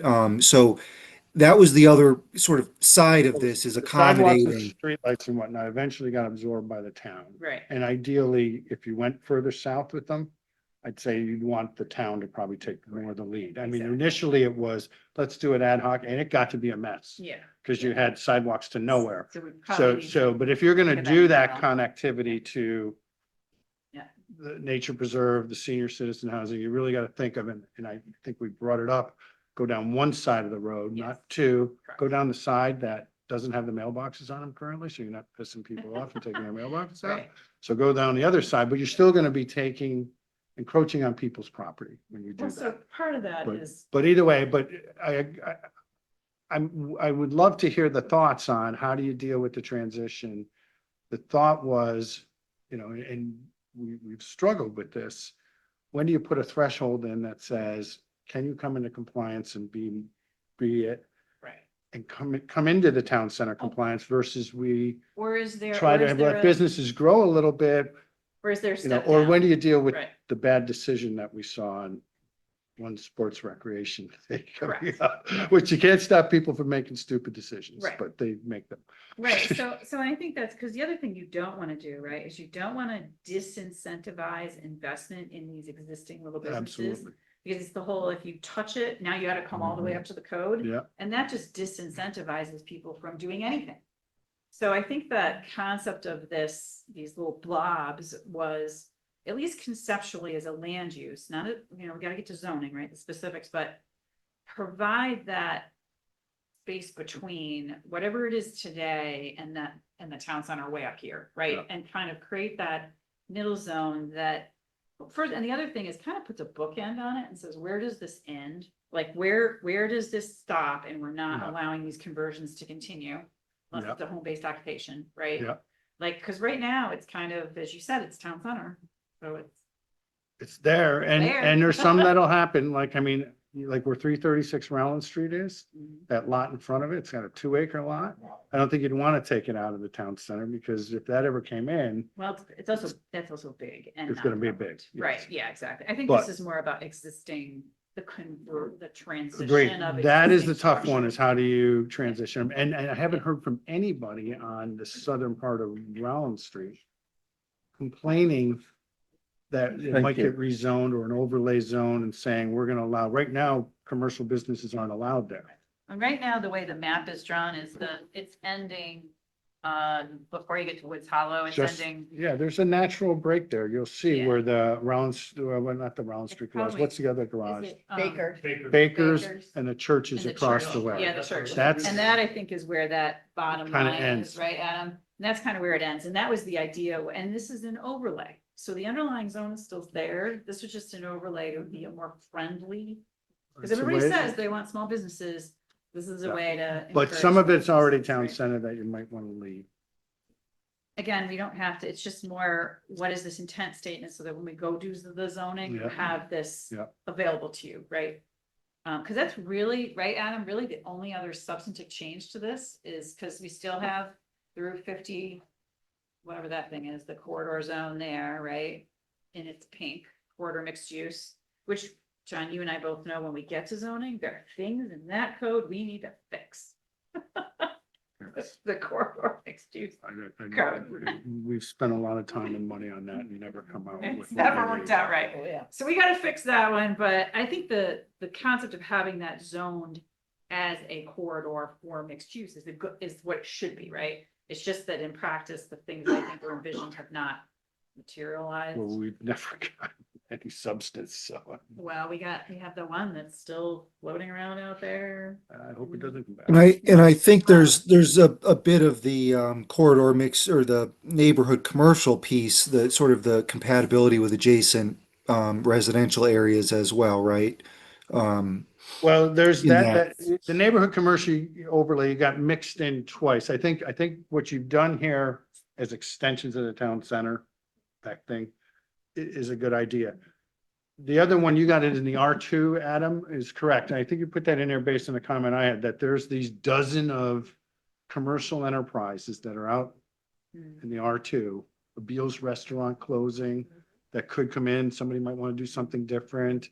We know that Sherman Tiles looking at changing. Hamlet zones. No, they're outside the hamlets. They're in the R2 and they're just these, there's at least a dozen of them that are out there that all are legal non-conforming uses. And as you know, they can't change their use and they can't increase their area, Do you bulk or guys- height or intensity. And it's all like, oh, but what if a light manufacturing wanted to come into Sherman Tile? Yeah, and John, what I was saying is that how do you along deal with 50, that? there's been Like if it residential goes for compatibility more than a issues. year. That's it. Then it's done. They close too long, then. And Now Sherman. we also have problems. We had a small storage facility. Yeah. That the zoning board granted a monster of a variance, area variance to, and now we got a big storage facility out Storage in the middle of facilities. nowhere. I That's have- lit up like a Roman candle, I have and it's a like, huge issue with what do we storage do with that? You know, Talk a lot about storage. I look at well, on the Sherman Tile thing, that bothers me a little. Mhm. I, Because here you got a guy that started a business there X years ago oh my God, in the fifties. and it's developed. And now due to circumstances, they want to turn it over to another reputable business, you know, a sign company. Yeah, yeah. I don't know. And To change in it use. makes me nervous to see that they have to go through so many hoops Yeah. to make that happen. I just think, again, it restricts Mhm.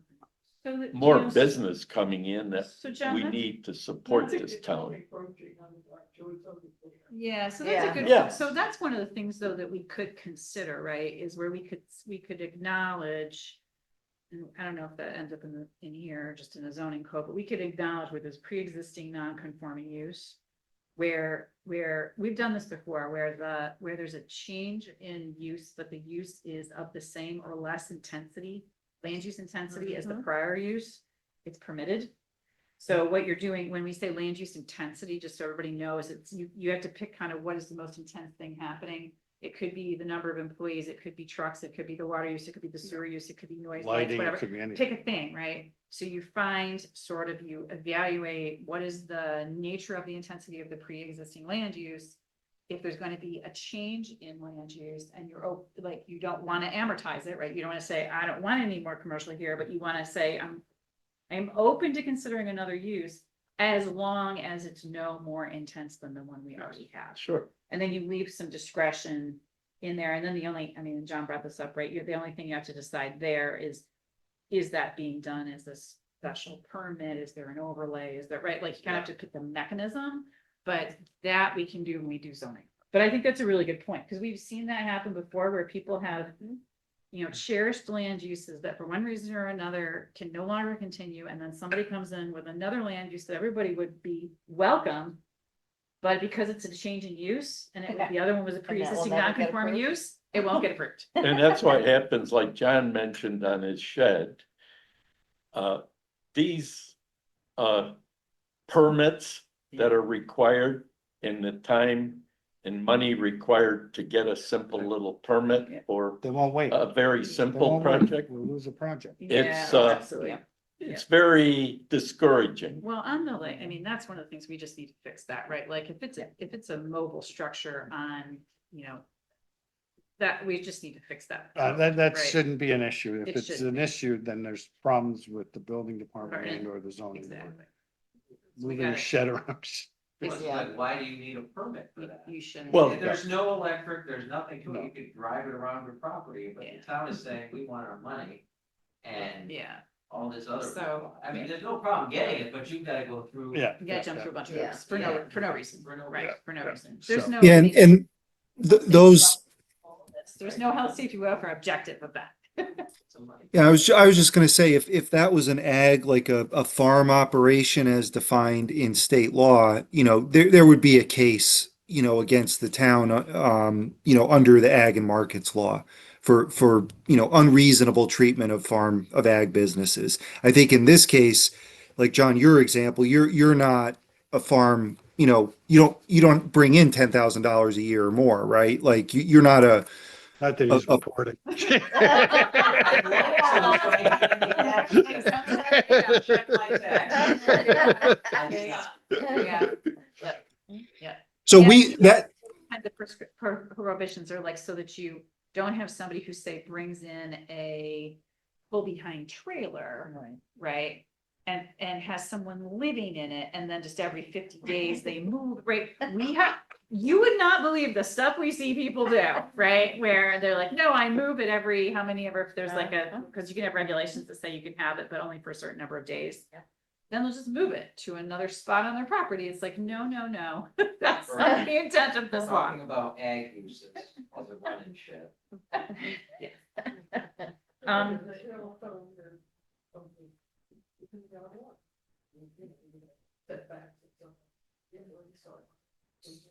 so I think, it's, Barb, it's like 5 minutes after 8, and I don't know what your game plan was for, it's 5 minutes after 8. So to summarize, right, I think we spent a lot of, well, we spent a lot of time talking about the land, the potential, whatever this thing is called, concept land use map. I think where we ended up, right, is the idea is the R1 is the R1, the commercial uses are the commercial uses, the hamlets are the hamlets. The balance of the town, though, should be, it is essentially all of the same from a land use character perspective, but the recommendation is going to be making sure that, and it may be that we just need to add more subtlety to the code with respect to land uses, locations, intensities. I think somebody said it earlier, what's okay here might in the same zone might not be okay over there. And there's a way to accommodate that. Now, we will say you're heading in the direction of a somewhat sophisticated land use code. That's okay. You guys have the human resources, you have the ability as a community to administer something like that. There's places that we work where we would never recommend that level of sophistication of a code because it would either be abused by people who know how to manipulate it and others would not be aware, right? Or it just would not be a good tool in the toolbox to accomplish what you want. But you guys have certainly, you have the human resources, the spirit, all of the things you need to administer a code with that level of sophistication. And that was one of our concerns, is we didn't want you to have just sort of a dumb code. We want you to have a smart, sophisticated code that gets you the things that you want. We just want to make sure we understand, like, how do we get that? And again, don't rely on the fact that because no one's ever done it, someone won't, because we've seen that. Like, you have to get out your thinking hat and say, what are the things that we can add that we absolutely want to encourage, and what are the things that we would rather see much less of or none of? I think the other, just to Mary Beth to pick that up, I think the neighborhood commercial, that overlay, that seems like that's pretty good. We're on the right track with that. I don't think we're going to make any changes there. And then, in the only other thing I had here is, is just the last thing we talked about, which is sort of making, and I think it dovetails, Mary Beth, with what you were just saying, with respect to pre-existing non-conforming, especially commercial uses in the existing R2. Look at accommodating those, providing tools to accommodate them. Adam, how are we dispositioning the different comments that we get? Like, how are we addressing the comments that we get from people? I want to make sure that obviously if there's specific comments that we're kind of addressing them. Yeah, I mean, one thing we could do, and we haven't, I mean, I've kept some notes off to the side, is, for every comment we've received, catalog that and then, basically provide a way we address it, either with plan changes or this is a zoning issue, or, all right, we made the edit, or, the committee, the reasoning for having it, this particular recommendation is supported by this public input, and, sort of, we didn't make any changes, but it's all supported in these different ways. So we can, you know, I mean, that we're starting to get more like an EIS, right? Where we start to, address every single public comment. Um, Because we got a lot of comments that were very similar in nature, so maybe what we're doing is we're making sure that everybody knows that their comment was received and read. But then we got a lot of comments that kind of express the same concerns, so maybe we are providing, these 8 people were concerned about this. Yep. Here is how it was discussed, here is the reflection of those comments or those concerns in the document, one way or the other, whether it was, oh, it's already there, it's on page 86, or no, we made changes, there were things that were done. So, and I think you're back to your 3 categories, right? We had edits for language to make sure the language was clear, right? We had additional information. And then the last one is sort of these comments. Again, a lot of the comments were very, very similar.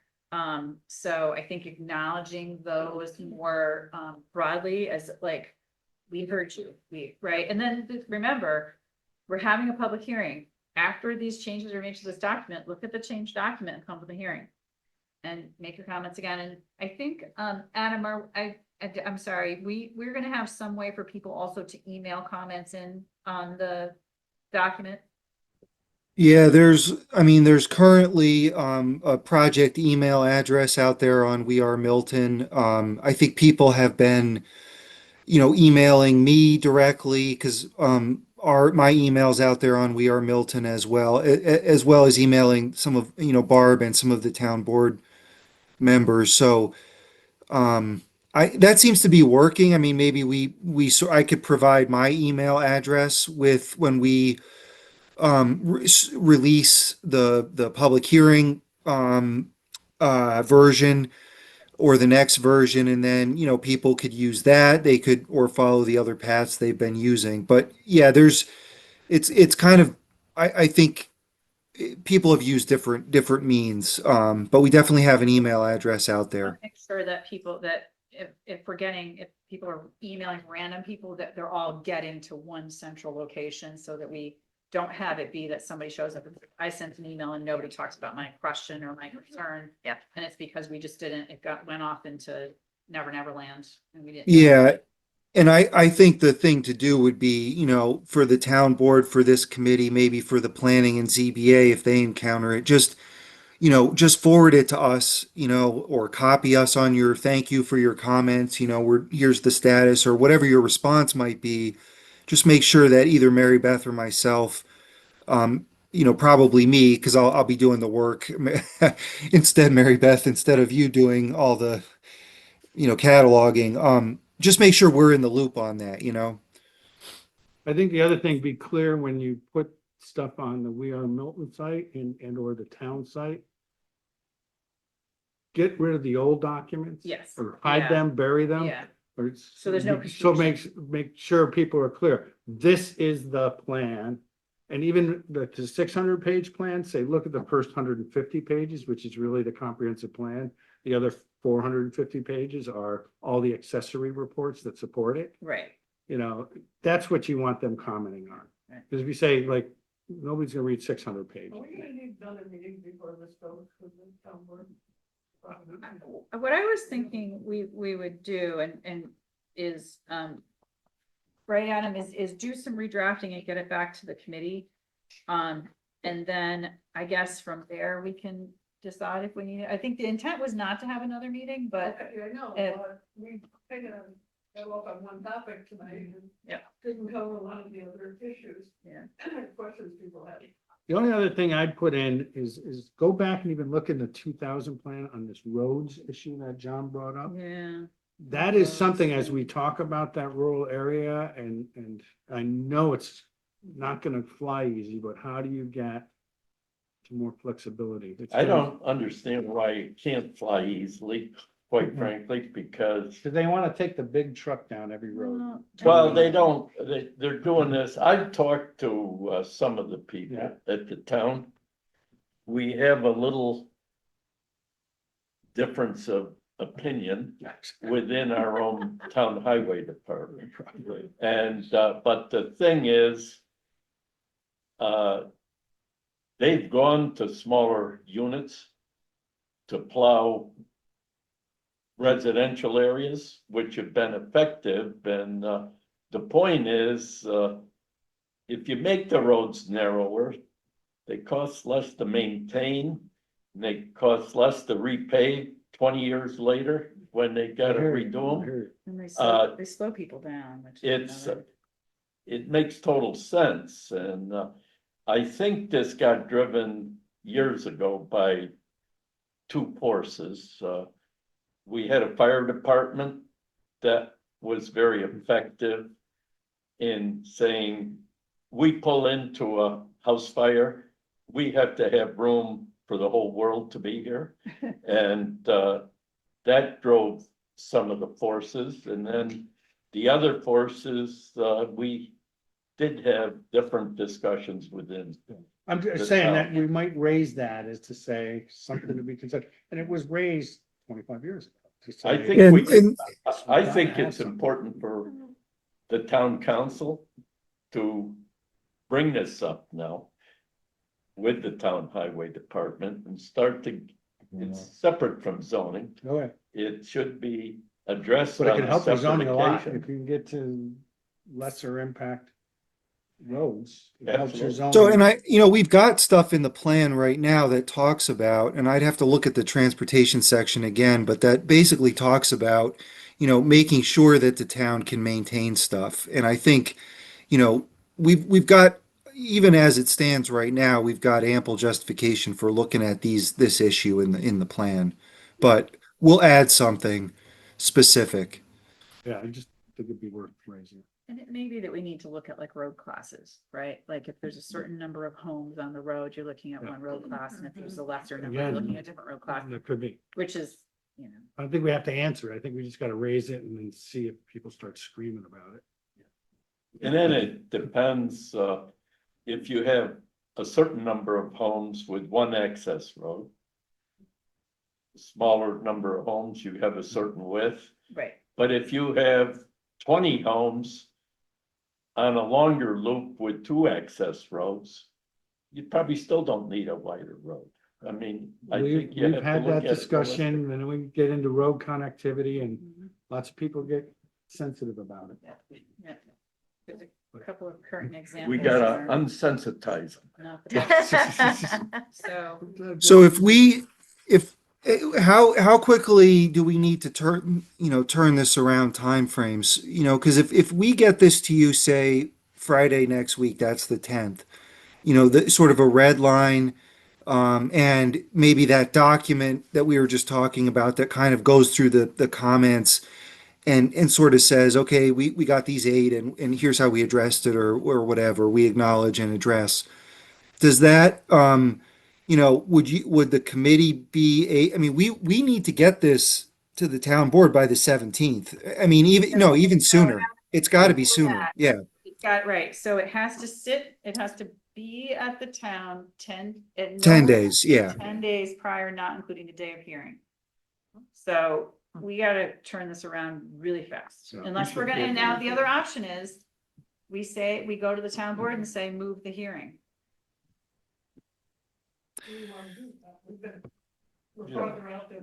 I know, I mean, it's just, but we also wanna make sure that, we wanna make sure that the public and everybody has this thing, I mean, the 10 days is even.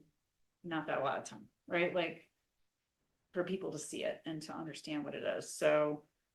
My sense is Mary Beth, you and I, out of this discussion and with the committee's trust and, acquiescence, we put together that next draft, get it out to and get it on with the goal being to keep the public hearing date, which we've been driving toward, and, put this out as soon as possible.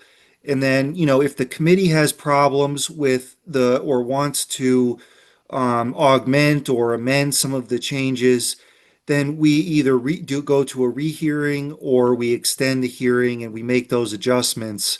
But I'm thinking we push for the 22nd. I don't think the changes that we're talking about here are, I think we know what we got to do. And I don't know that they're having another meeting with the committee is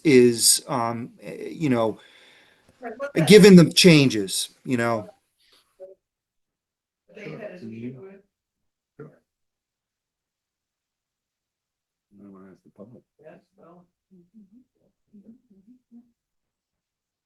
So we- And maybe we informally have a discussion over. Document that people can see, the sooner the better. Yeah, and we'll work, of course, in case you couldn't tell, Adam's on Might be vacation this more week. time after the public hearing. That's Does needed. anybody here want to say anything quickly? We have like 10 minutes. That's it, 10 minutes. never enough time. Well, but I. Adam's in a bunker at undisclosed location. I know. He was gonna drive here from his Sorry, vacation. refrigerator though. And Yeah, then- that's a refrigerator. He's got a stove, I can see that. I'm sorry, but you know. and our Zoom meeting- Help me go on, because our Zoom meeting is gonna end pretty soon. So, I'm sorry. You mentioned, you made a very good point. You said that only like 200 people contributed in this discussion. Well, let me tell you why, because this has been poorly communicated. I bet you 90% of the town people don't even know that this thing is going on. Town of Milton has done a horrific, terrible, pathetic job in communicating these things. I look under your so-called website for your Facebook. It's terrible. There's nothing mentioned about this. And the importance of their people are, they need to contribute in this process. And when you say they're up in arms, well, there you go. Because they hear about it third and fourth and fifth hand, and they're left holding the bag. And is it by design? I hope not. I hope that the town of Milton is saying, hey, we want to keep this quiet and sneak this through. But that's the way it sure looks to me. It really makes me angry. Can you tell us, like, so we have this hearing coming up on the 22nd, what, in addition to what, all the things that have already been done, we sent mailers to everybody back at the beginning of this process, we did a bunch of different things, what else can we do to let people know? Because we have desperately wanted people to know. I think one of the most frustrating things for me is whatever the town does, we don't get a reaction unless it's affecting you personally. And you know, a development goes in. Nobody comes out unless it's in their background. And I agree, we need more young people here too. I'm not gonna be here in 20 years to see what happens with the town. I mean, I'd ask, are you a property owner in the town? Absolutely. So you didn't get any of the mailings that said we're due? Now, that's weird, because we sent out 2 mailings to every single taxpayer in the town. Every Property. I mean, Parcel. The only thing we Yeah. can say is, did you get your property tax bill? Oh, yeah. So you should have Should have gotten gotten a mail. postcard and then there was a Got mail. a postcard. Yeah. Yeah. And this started like almost a year ago. Yes. Mhm. Oh, So it's 18 been- months it's been ago. an ongoing thing, Yeah. and as a town resident, we have to kind of be trained to go to the town website to figure out what is the town doing. I get it, it's your responsibility to send us something and let us know something big's going on. Once we get that, or if we're wondering, what is the town doing? We have a responsibility as a resident to go to the website or call the town and say, hey, what's going on? You know, and figure it out. But I You know, also- part of it comes on. Janice, I also agree with that. The town website is part of it. Yeah. It is. And it was difficult on the And you're Milton to pushing short it that. because it said comprehensive plan draft You have to 1, go, 2, you have to go to 3. this one, and then you skip But down. you would to think this you go to one. number 3, but you had to go to number 1. Yeah. So Adam, we should look at the website, and to John's point and to your point, I'm sorry, your name is, thank you. That make sure that on the because the We Are Milton website is only the comprehensive plan. There's nothing else on it. So Yes, we'll sir. make sure it's very clear that this is the Yeah. draft to look at. So Yeah, go ahead. Sure. My name's Rhonda Poirier. I live on Hexter Road, which is in Rock City Falls. There was a lot of talk tonight about Rock City Falls. And there was a small contingent of people from our road here. They had to leave early. But it was good to hear the conversation because the primary reason that we were all here is when we saw the map, we were in the green part. And whatever the intention of the draft is, it didn't come through clearly to us. It was more like, what's going on? Sounds like things are gonna change. And it doesn't sound like that's really the intent of it, so it was great that we were here. I agree that the word really hasn't gotten out to the residents, but that's the concern, like, the majority of Chrysler Road acreage was here tonight. And we're all concerned about being in the green area. But you lit them up, Well, yeah. basically, because. Well, you because heard- we found out about it, so I let all our neighbors know. Which is good. I mean, these two ladies have been at almost every single meeting. Literally, every single meeting, right? These meetings have been going on for more than a year. They're open to the public.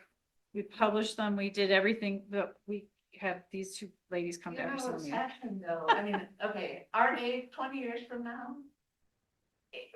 What's gonna be happening, we're not gonna have a lot of input. The people that it's going to affect, they're still in elementary school. So you got the people that are like 20 to 40, right now, they're not even thinking about it, unless you think it's in their own backyard. So I don't, and I'm wondering, this commercial going down Rollins Street, my head has exploded inside right now. Because I live on Rollins Street, I'm on the corner of it. Is that what you're talking, that all of Rollins Street is going to be commercial? Yep. Okay. Yep. I don't need someone like back in. Yep. That's all. No. And then the farming area, you know, 20 years from now, what are we doing to encourage people to be farmers? Are we going to even have farmers in 20 years that are going to want that property? So it's like 20 years ago when John did the first one, we had 50 years cattle ago. farms. Yeah. I mean, Well, dairy farms. Yeah. But we don't now, right? In 20 years from now. Yeah. You don't, how you're doing farming is going to change. Can I speak to that? Yes. So as someone who falls into the 20 to 39, we're not 40 yet. For another couple of weeks. We, happy I'm Jess, birthday. yeah, I'm Jessamine. We live at 1074 Middle Line. We saw that map and we did also freak out. Because we were like, whoa, we thought we were the blue. We thought we were that rural reserve, and then I saw the green and saw all of that agricultural language taken out. Whereas like, we're gonna encourage residential use, and I thought, no, we want to encourage agricultural use. We are not full-time farmers, we are homesteaders. We homeschool our children, we do not have a huge parcel, we have 28 point something acres. But to your point about the way we live our life tends to be a little counterintuitive, countercultural, and maybe counterproductive, you know? But we want to see stronger protections and stronger initiatives for agriculture because agriculture is changing. We have a number of friends, they support businesses of 20, 30, 40 plus people doing intensive cattle, grain, monocropping, dairy. That's not what we're talking about. We're talking about people supporting their families by growing an acre of greens. So I think we can think a little bit more imaginatively about when we think of agricultural use. I'd just like to put that forward of that maybe there aren't those of us who are going to own 100, 200, 300 head of cattle. We have friends like that out in Washington County with thousands of acres. It's different. Does Milton want to encourage people like us in the current R2 to do what we're doing? Yeah. Because there is a huge interest in our age demographic of doing that. I did not grow up farming. I did not grow up homesteading. I don't think it's a matter of encouraging, not encouraging, a lot of people will live the way they want to live. Exactly, protecting people's right to live the way that they want to live. Because maybe it doesn't change for me, but we have 3 sons and we would like to pass something on to them in this town. They were literally born in this town. They were not born at a hospital. They were born in this town. He was born in the house that we built with our own hands. We don't want to see that. We want it protected. Yep. And I think I can speak for a lot of people in that middle line corridor, that we want whatever the blue is. Yeah. That's what we want to Yeah, be. the really, right, Yeah, exactly. we want those Exactly. protections. Exactly. No, that's good to hear. Did you finish? Um, No, go ahead. well, I guess she said it up front, that like when we see us in the green, we want to be blue.